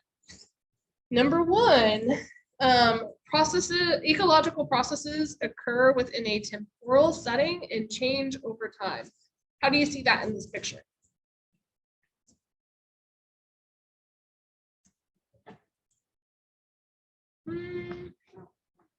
Trees are dead. Yeah, well, there are trees there. There maybe didn't used to be trees there, because what's this back here? That's where the water used to be, right? So it changes. That river is slowly working its way down. So where those trees are used to be completely underwater. Number 2, individual species and interacting networks have strong and far-reaching effects on ecological process. So should be easy because we just talked about it. What's going on? Overgrazing, yay! You all pass.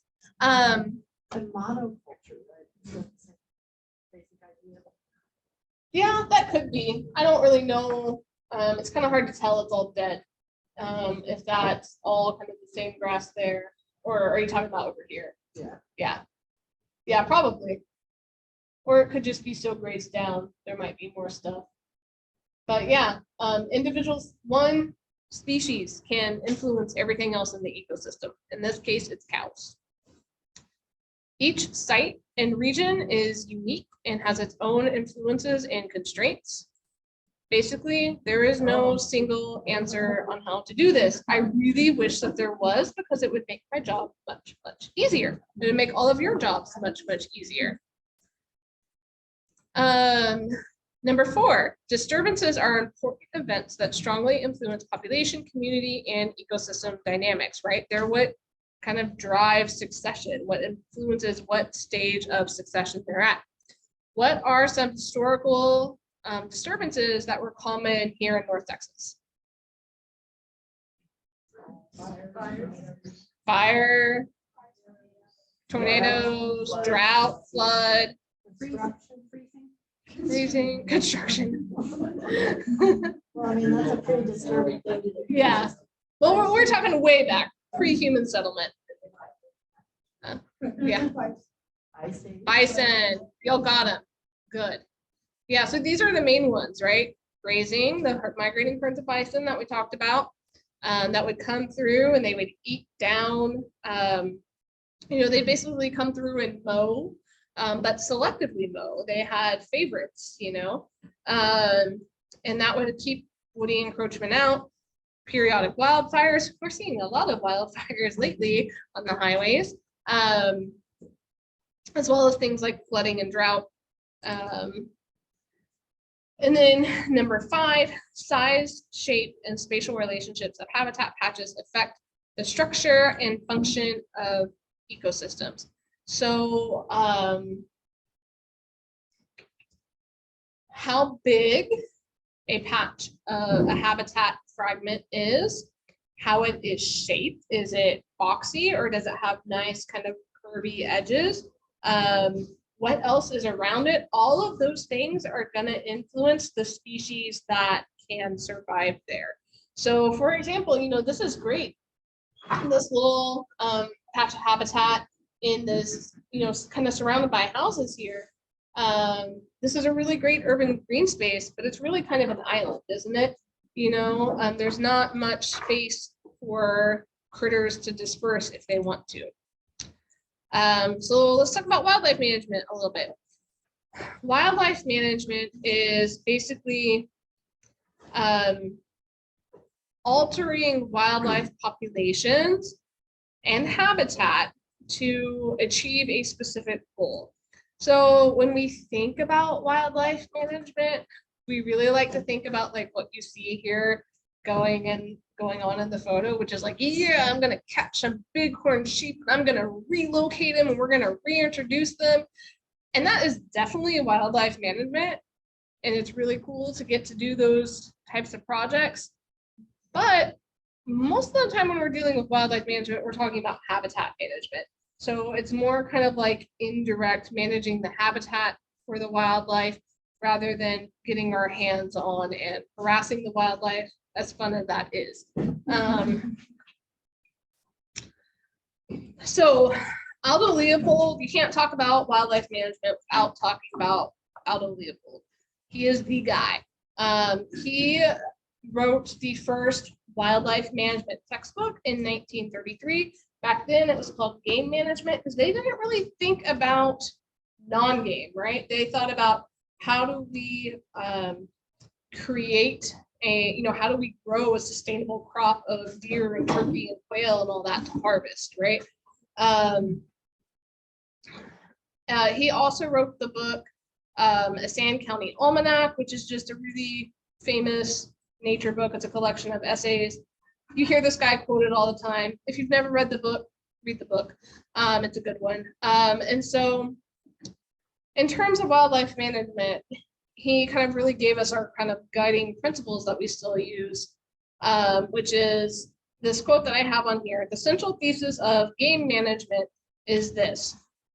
Game can be restored by the creative use of the same tools which have destroyed it. Axe, plow, cow, fire, and gun. And so we'll talk a little bit about each one of those. First up is the axe. I like to think of this as brush management. Sometimes your axe may be like a fancy bobcat instead of like a literal axe, but it's the same concept, okay? So we can use the axe to get rid of woody species that are encroaching in places where they should not be. So that may be they're taking over a prairie due to fire suppression and stuff like that, or that may mean that they're kind of choking out an understory, or maybe it's an invasive species that doesn't belong there. So it allows us to kind of alter the habitat to get to be more like what we want. So, if you're a deer or a turkey or something like that, you're gonna have a really hard time getting through our lovely privet forest over here. But something like this that has, you've got structure of the habitat, you have a canopy, you have ground cover, and you also have a mid-story that's present but still able to walk through.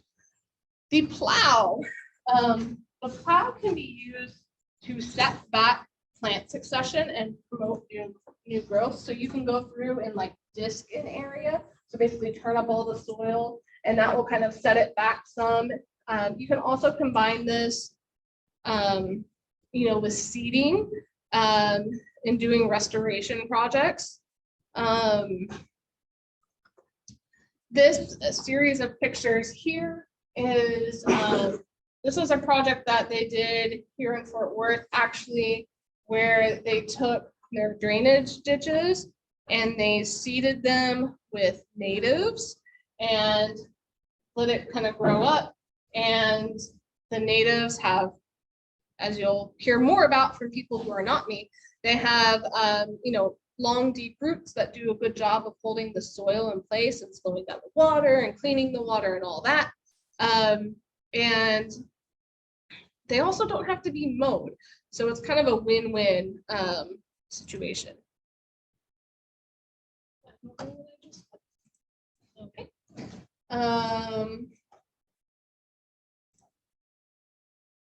Another kind of way to look at the plow would be with mowing. How did I?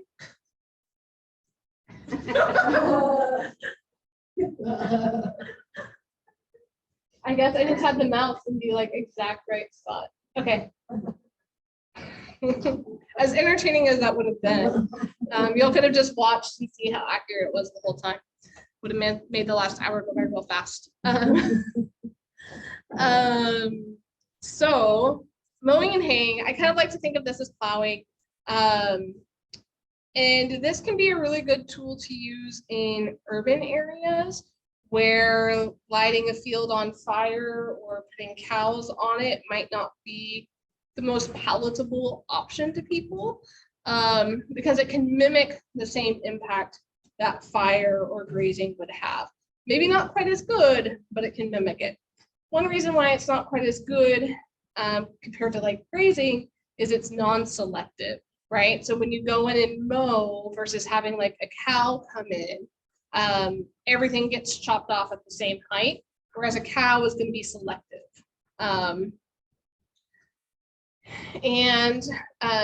You know, it's something where you have to, when you're doing this, you have to plan how you're going to do it. So, you know, it depends on the habitat type. For example, you're not going to be mowing a prairie very often, but you might have to mow it occasionally to stop those woody species from coming in if that's really your only management option.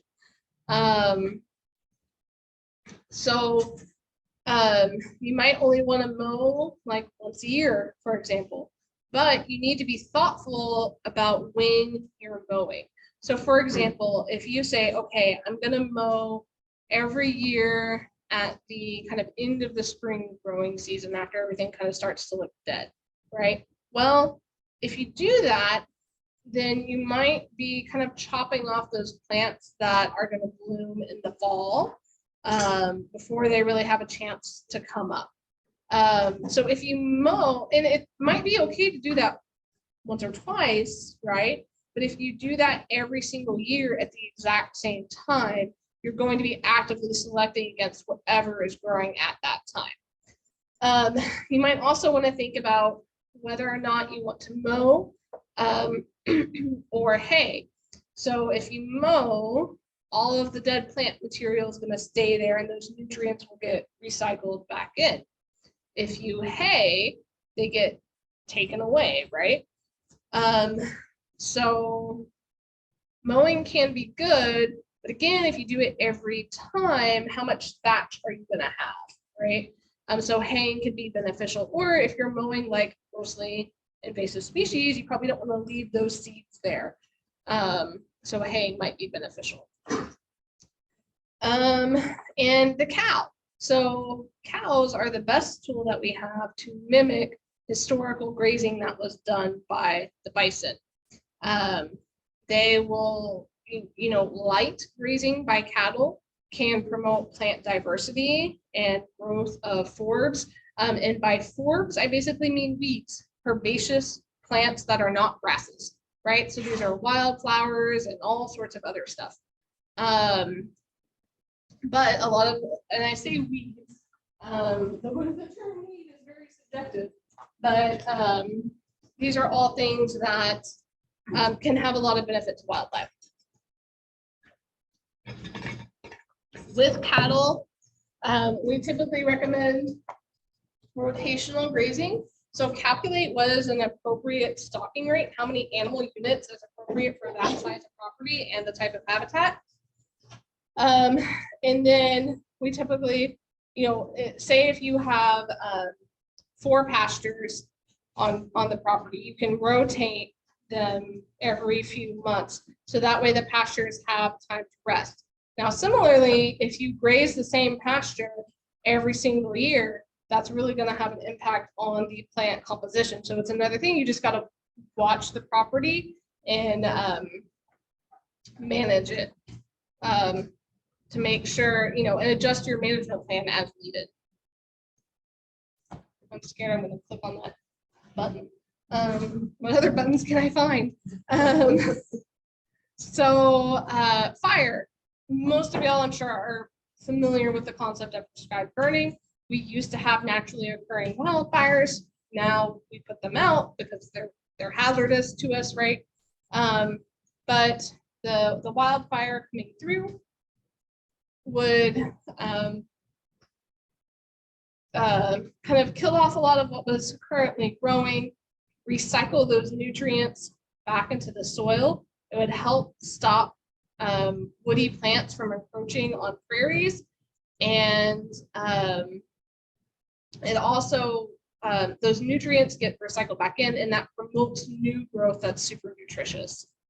So this is Cedar Hill State Park. They do prescribed burns there every few years. Here's one from several years ago. This is what it looked like before. Then, light it on fire.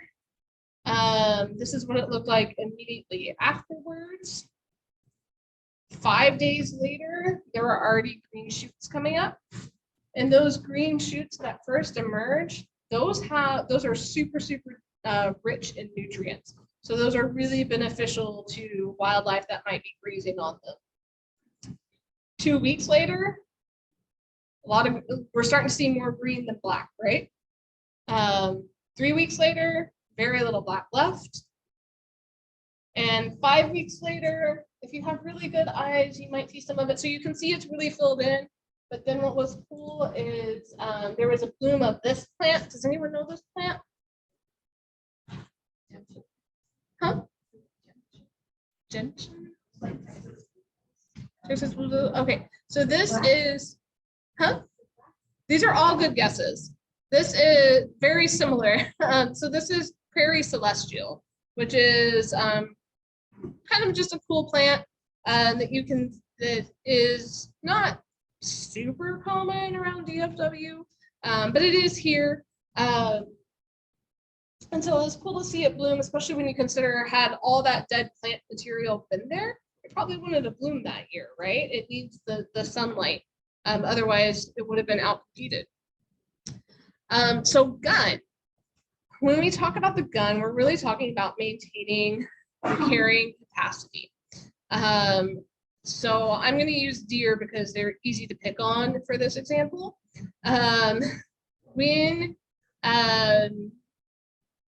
So when you have an animal and we've removed the vast majority of their predators, like mountain lions and wolves, and then you also kind of provide food for them and take away their habitat, it's very easy for them to become overpopulated.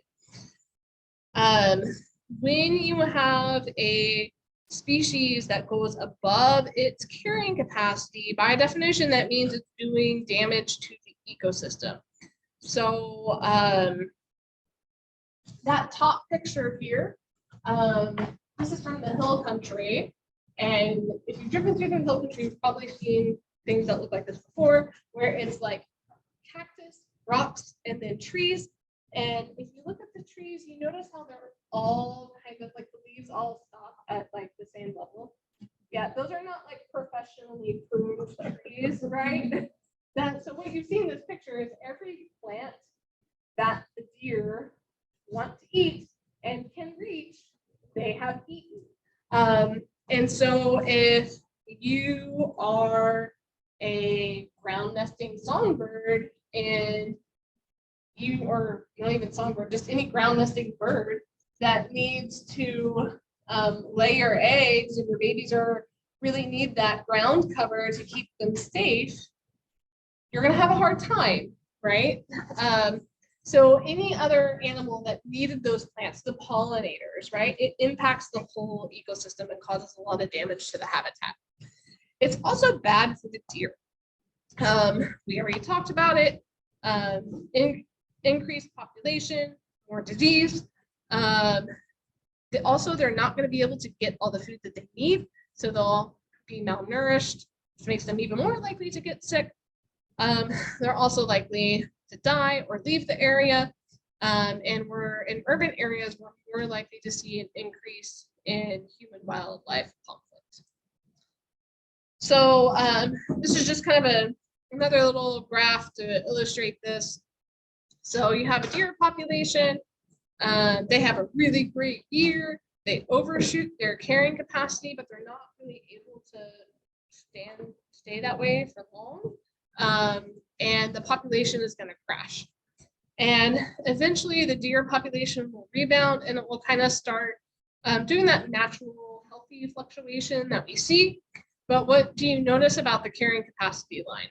They did so much damage to the ecosystem that the carrying capacity line might be like permanently reduced. So overpopulation can be a real problem.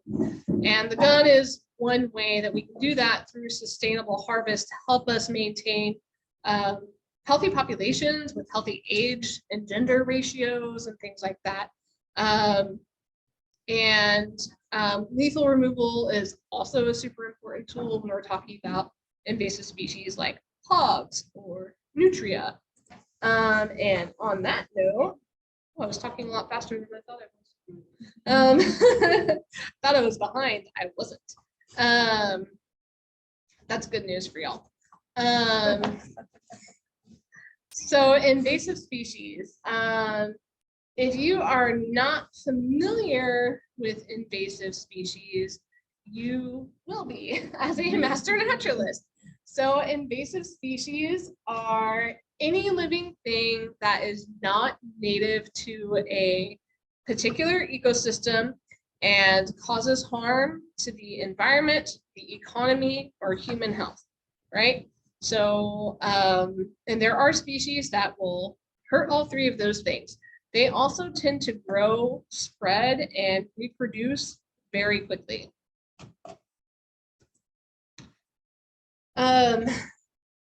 So when you introduce something to an ecosystem, it's going to impact everything else, right? Especially, so a lot of times the species that make it to being invasive, not every species does, right? We have lots of species that are introduced that do not survive or do not become invasive. Like, I think there's a flamingo that's been spotted that like escaped from a zoo. Yeah, you've heard this story. Yeah, there's like some flamingo that escaped from a zoo that's been kind of like spotted randomly around the coast for like a few years. That flamingo isn't invading, you know, like it's not, we're not up to our elbows in flamingos, but it's certainly an exotic species, right, that doesn't belong here. And so the majority of the time when an exotic species is introduced, they'll usually die, but there's a small percent that they get released and they just take off. And for whatever reason, there's something like either they just really love the environment that we have, or there's a predator that keeps them in check in their native range that we don't have here, and they'll just kind of explode. And they're typically, because they kind of have these advantages, they're usually able to outcompete our native plants and animals, and they can alter the food web, the structure of the food web. They will damage the habitat. They predate on native species. They can spread diseases. They can prevent reproduction sometimes. Like they might hybridize with native species. And they tend to be like, you know, because some of them reproduce very aggressively and do a very good job about competing, and they can create monocultures, which someone mentioned earlier. So a monoculture is basically where you have one area that is completely dominated by one species. And so usually we see this with plants. You know, when you're looking at a field that is entirely Bermuda grass, that's a monoculture. When you're looking at a field that is entirely like Johnson grass or privet, like those things kind of, they create a monoculture, and that really reduces biodiversity because so insects are at, you know, our native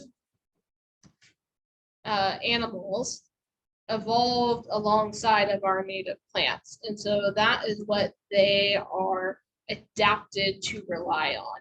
And when they don't have those things, then they're, you know, it removes their habitat and their makes it more difficult for them to survive. They're also very economically expensive. Invasive species cost the US around $137 billion every single year. Zebra mussels are one of the worst, as well as hogs. So how do they get here? Sometimes it is from deliberate introductions. So sometimes people will release animals for the purpose of hunting and fishing. Sometimes they release them as a biological control. I think the cane toad is an example of this. In Australia, there was the cane beetle that was eating all of the cane crop. And so they introduced the toad to try and control the beetle. And now they have a lot of toads. So the thing, biological controls, if you're ever going to consider doing a biological control, you have to be very, very certain that the thing that you are about to unleash in the environment will not have any unintended consequences associated with it. Erosion control. KR bluestone is one that we have to date for this. It was released, or it was planted alongside roadways because it has long, deep roots, sort of like our native plants, you know, hold soil in place. And that's all well and good, but why not just use a native plant, right? Landscaping, like Nandina, also privet. So sometimes they're introduced intentionally and then they escape their cultivation, they spread. You get a lionfish, you don't want your lionfish anymore, go and dump it in the ocean. Now you have lionfish. Or plants, aquarium plants like parrot feather and stuff. And then my personal favorite is acclimatization societies. I'm running out of talk, y'all. So I'm just gonna stop. So these were, yeah. These were a thing in like the 1800s, early 1900s, you know, the peak for doing really dumb stuff with nature. Hey, look, all I'm gonna say is market hunting is now illegal. We have bag limits, you know. Anyway, so you know, we've improved. So I tell myself so I can sleep at night. So anyway, these were the so people had the idea that for whatever reason they wanted to introduce a particular species so that it could be found in the New World for different reasons. My personal favorite is there was a club in New York that their goal was to introduce to the New World all of the birds that were mentioned in the works of William Shakespeare. Yeah. And now we have starlings. Is that what that is? Yeah, so this is a European starling. I mean, they're everywhere. They're very abundant, and they do damage to crops. They also compete with our native cavity nesters like Carolina chickadees and bluebirds. And I think it took several attempts at like introducing them. It's either house sparrows or starlings that they tried like 3 times, and it wasn't until the 3rd time that they just exploded. So we also, of course, have unintentional introductions. If it makes you feel better, no one unleashed fire ants on us intentionally. Okay, they were hitchhikers, and that's usually how unintentional introductions happen.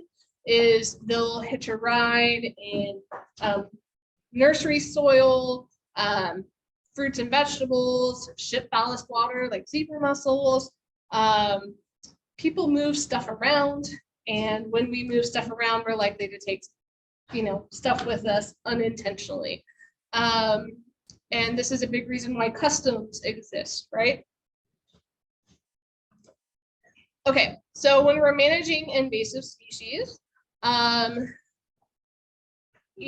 it's really best to have a plan, and ideally to have a plan in place before the species arrives, or at least before it gets out of control.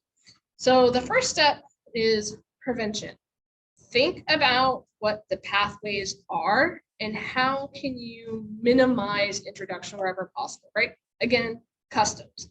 This is why customs exist, to try and prevent harmful diseases, and or agricultural pests and stuff like that from getting in from one area to the US, jumping country borders.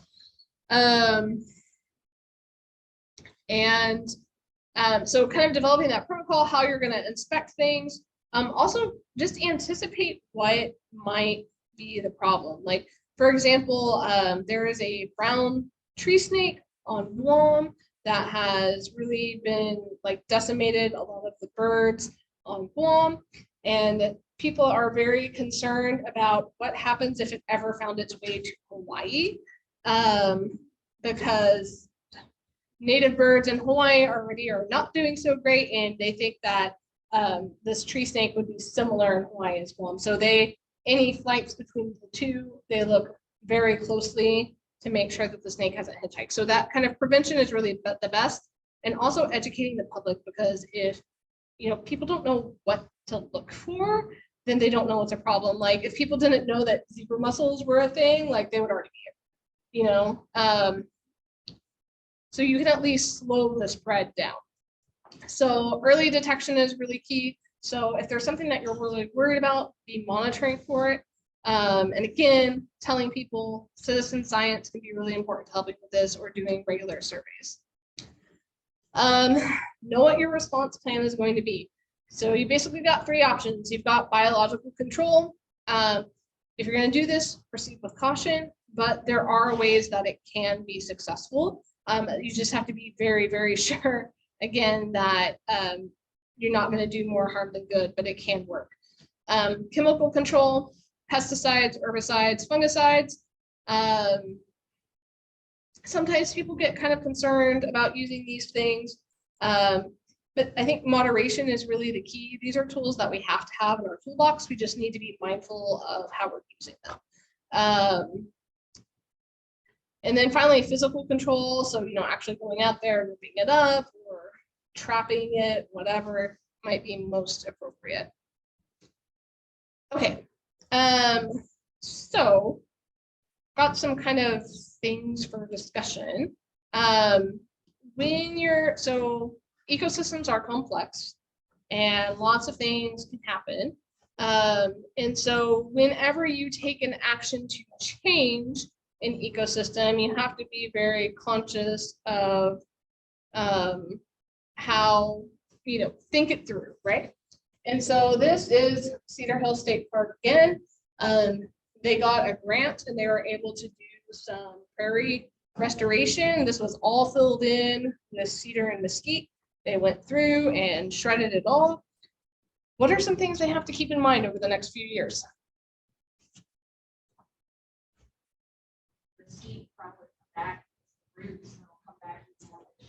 Yep, there's lots of roots and seeds in that soil. Yep, erosion. And that's part of why they left that really coarse cut mulch, to kind of try and slow that down so there wouldn't be as much erosion. Yeah, right. So is this like a one and done thing?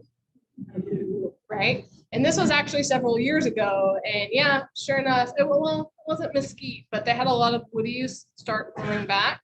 And so now they've gone in again and they've mulched it, they've burned it, So this is not, this is going to be an ongoing thing where they're going to kind of have to constantly monitor the area and see,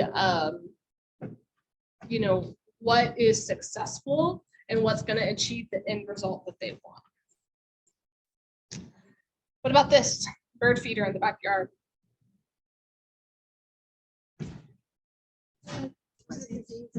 Spread of diseases, yep. Bird flu has been a big concern. Yeah, the seeds could get dispersed. Yeah.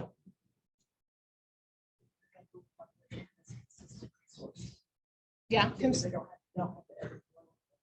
Yeah. Yeah. So I'm not anti-bird feeder, by the way. The only wildlife that you are allowed to feed is you can have a bird feeder in your yard. Other than that, do not feed any critters, please. Thank you. You will be, I will personally take you off of the master naturalist rule. What if it's unintentional, like, the squirrels get. Yeah. So, okay, squirrels, fine. They're you can't feed birds without feeding the Okay, what squirrels. about rats and cats? Ooh, whoa, now we're getting to good stuff. So one issue with bird feeders is, you got to maintain them. Someone mentioned disease. Certainly, you need to take it down and clean it periodically, especially if you notice birds that are sick. Take it down, clean it with bleach, leave it down for a while. But also, birds are messy eaters, right? They'll put a lot of stuff on the ground.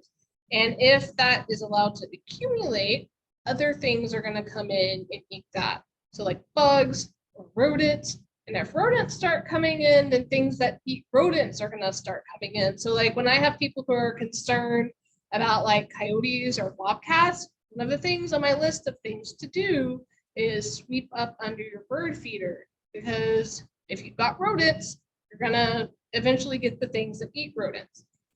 Another thing with bird feeders is, and you kind of touched on it, is, you are, by providing, by putting out bird food in feeders, you are attracting the birds that will come to bird feeders, right? You're providing a benefit for those species.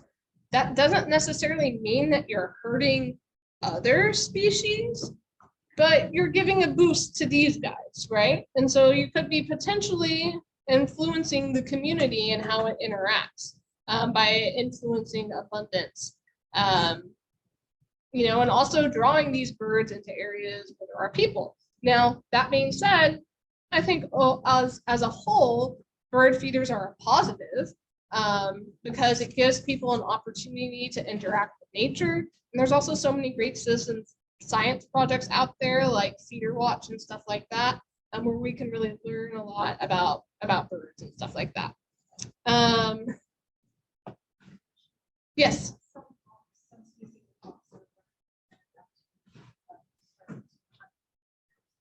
Yes.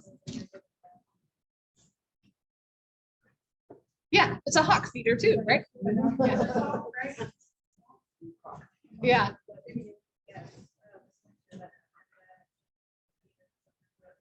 Yeah. Yeah. So if that happens, I think that that's a success, right? Yes, you just created a whole little functioning ecosystem in your backyard. Yay! But if you do want to kind of help out your little birds that are coming to the feeder, one way that you can do that is by planting some small kind of native shrubs around the area in your yard to give them somewhere to hide when the hawk does come. Oh yeah. So I was like standing there like, oh, cute. And the hawk's like, yeah. Everything's like clear and the birds are all. Too bad you didn't get that on video. That would No, have I been awesome. have a big portion. Oh, you do? Like a still shot of it, like at my power. Yeah, it was something else. Yeah. Shrubs, not clear sight like that. Yeah. And one other thing I think, a negative point against feeders is a lot of people put them out. They think like, I helped birds, right? And you did, but what would be more helpful to the birds would be to plant native plants because that's their natural food source and it won't only provide food, but it will also provide habitat. There's another question. No? Okay. And then, so one thing that is super important to remember as master naturalists, because y'all will be working with the public all the time, and you will be working with people who do not agree with you. Not everyone in this room even agrees with each other, okay? Right? Like if I start talking about politics, we're all gonna kill each other before we get out of here. We only got a few minutes left, right? Okay.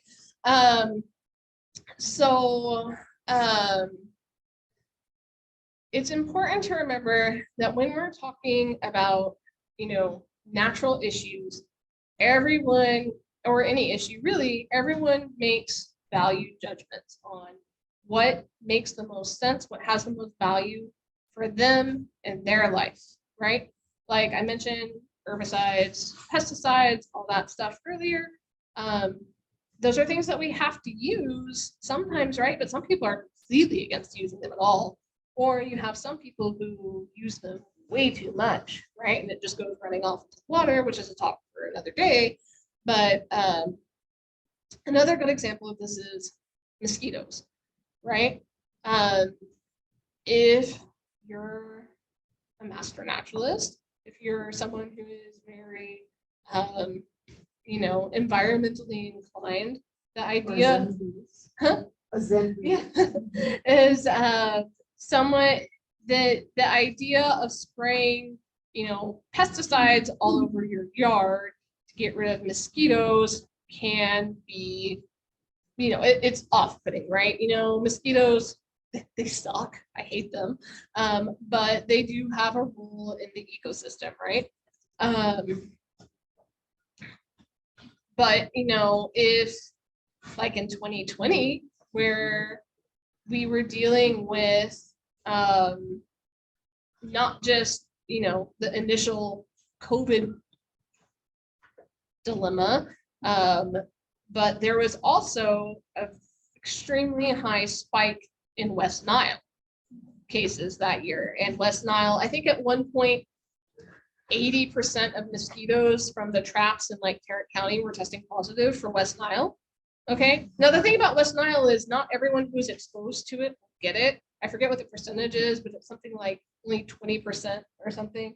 So that's why not everyone was, you know, in the hospital with West Nile, but everyone was in the hospital already with COVID, right? And so, you know, as someone who is, you know, a city manager at that point, and you've already got hospitals that are, you know, if you are a city manager, you've already have one health crisis, and you have this other one that's potentially going to put even more in an already overwhelmed hospital system, you know, you might have a pretty different opinion on whether or not you should spray for mosquitoes, right?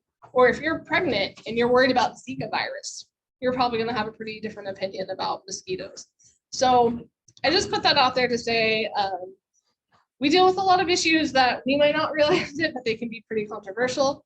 Someone mentioned cats. Ooh, we're not even going to go there tonight, but that is probably the most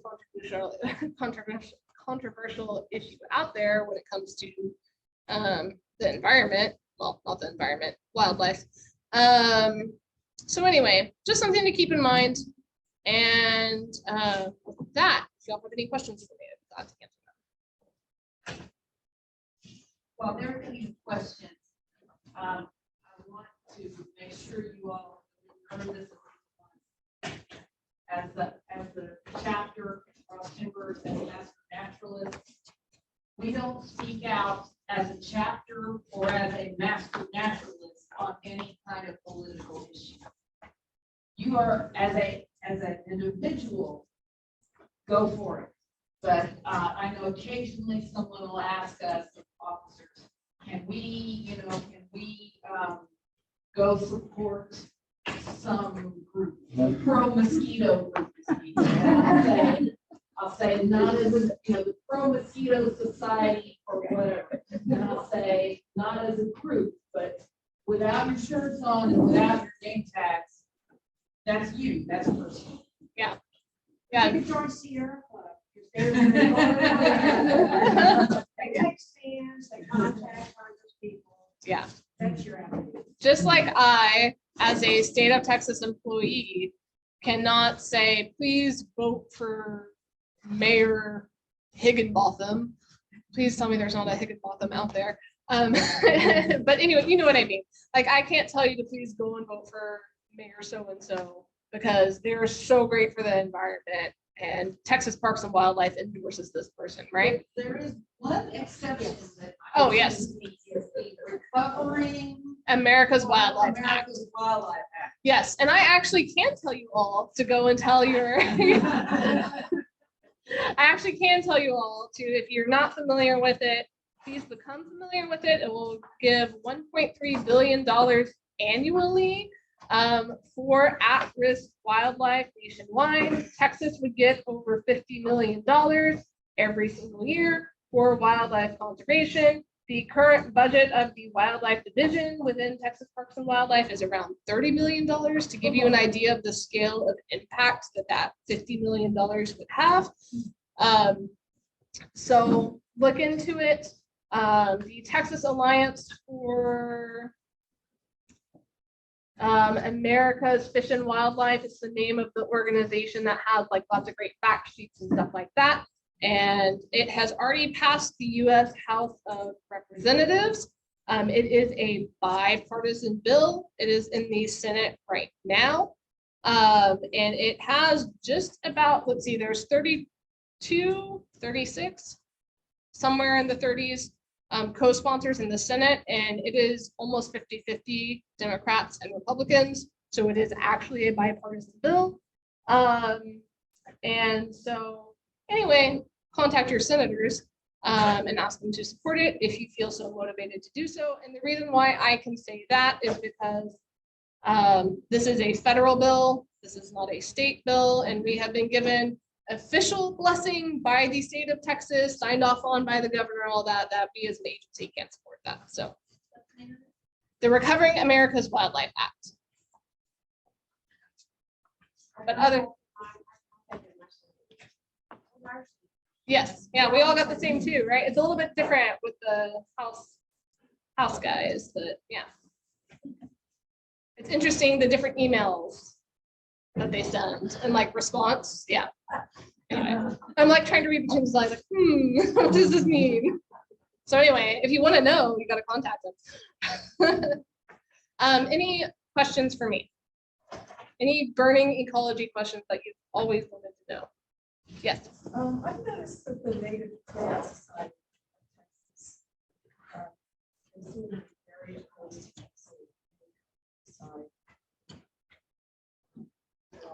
Yeah. So I'm not sure about, I don't know the specifics of that. To their degree of opposition, like I'm sure they absolutely discourage using it. And you know, there's good reason to discourage using it because it can cause a lot of issues if you're just going kind of broad scale with it in discriminate application.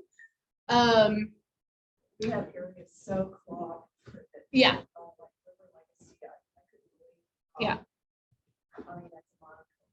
Yeah. River legacy is bad. Yeah. Yeah. And there's some species that like we're not going to get rid of without, you know, the use of herbicide, you know, like privet, a common thing, you know, the little ones you can rip up, but the bigger ones, you know, you'll do like a cut to the stump and then spray with herbicide. So yeah. What else? Yes. And that every organism has its role in an ecosystem. What is truly the role for something like fire? What purpose do they serve? So all native species have a role to play. I don't know. Do we have any fire ant experts here? They're probably not as prevalent. Yeah, they're not as Down in South prevalent. America, and there's anteaters and all those other kinds of ants eating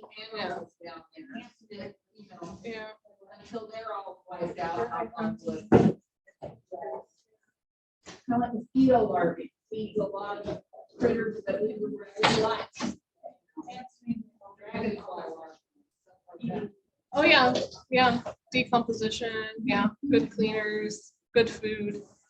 I have a question, but I was just gonna say, if you want to truly get the experience of what a wonderful spirit for a Baker Center, you can certainly learn and how a great hatred for the. Yes. If anyone is feeling particularly stressed out and you just feel like you want to like destroy something, sign up to remove ribbon. Will be great therapy. Yeah.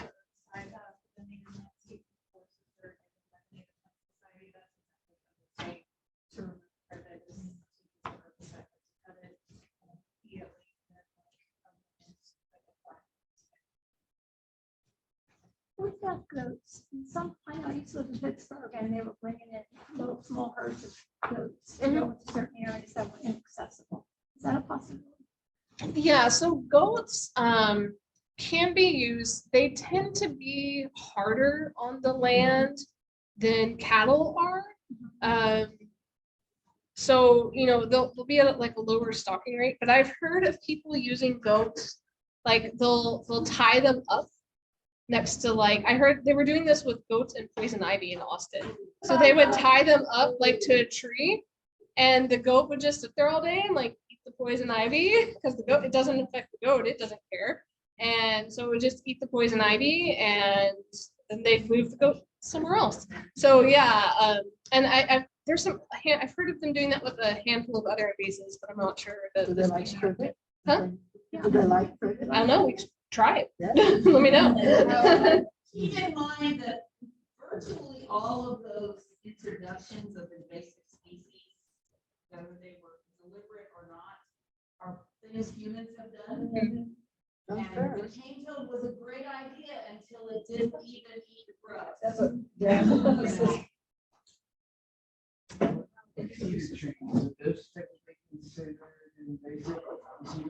Ooh, this is a great question. Okay. So, an invasive species textbook, okay? Like you could probably call a cedar tree invasive and most people aren't going to be like, well, actually, and it's fine. But technically an invasive species is a species that is not native to that ecosystem. So it's an exotic species. So like cowbirds are not invasive, right? They're from here. So the term that we use for native species that kind of get out of control, like cedar or mesquite or cowbirds, is like aggressive. Or with plants anyway, I guess you want to describe cowbirds as aggressive. But yeah, so with, yeah, I mean, they are, right? But I don't know. I feel like when you say that about an animal, people picture them being aggressive toward people. And the cowbird, I think, will not come over and pick your eyes out, but probably don't try it. But yeah, so that's a great question. So if the plant is native, but it tends to kind of take over, then we generally call that aggressive. Aggressive, yeah. Cedar has a place in the ecosystem. Yes. Which exactly bird it is. Yeah, yeah, and it does, but it's one of those species that sort of like the cowbird has increased in abundance as the landscape has changed. As yes. Mm-hmm. Yep. Yes, ma'am.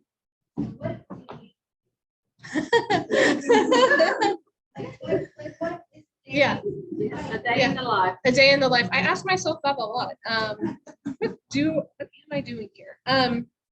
So I am an urban wildlife biologist with Texas Parks and Wildlife. So I do outreach, which is this, right? And so it can be anywhere from, you know, a conservation organization like Gill to the general public to city council. Okay, just pending lots of different messages, lots of different target audiences, or the media, which I hate, but I do it. And also, I also do technical guidance. So I work with property managers to help them manage their property better to improve it for wildlife. And because we're in an urban area, we don't have a whole lot of like large private landowners, right? So I'm typically working with cities or, you know, other organizations like that, you know, manage public property usually. And then I deal with human wildlife conflict, but like on a big scale. So like, I'm not gonna come and get the raccoon out of your attic. But, and we'll talk more about this when I come back in October, you know, I can help with like, you know, if you're concerned about the coyotes in your neighborhood, or if you have an egret rookery in your backyard, like those are the types of things. Huh? Yes, yeah. Oh, you have that now? Egrets? Where do you live? Yeah. Candle Ridge sent them to you. Yeah, egrets are like black. And then I also do like, you know, special projects as they come up. Right now I've got one with game cameras that I'm monitoring wildlife along the urban rural gradient in Fort Worth on the 199 corridor. They got a couple of cameras for me out here at the nature center. Not right now, but they will in October. And we'll talk more about that in October too. So, yep. And Rachel is our sponsor of our chapter. So she comes to our board meetings to make sure we don't go crazy. And then she laughs and we go a little crazy. But now we do them on Zoom, so I can mute myself so you can hear me. You don't see me going. You just type in the chat. Yeah. All right. Thank you so much.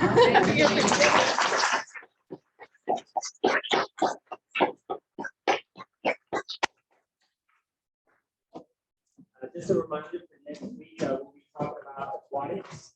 So in your book, I believe it's unit 9 and 18, there's a couple of aquatic units you can look at, this perusal and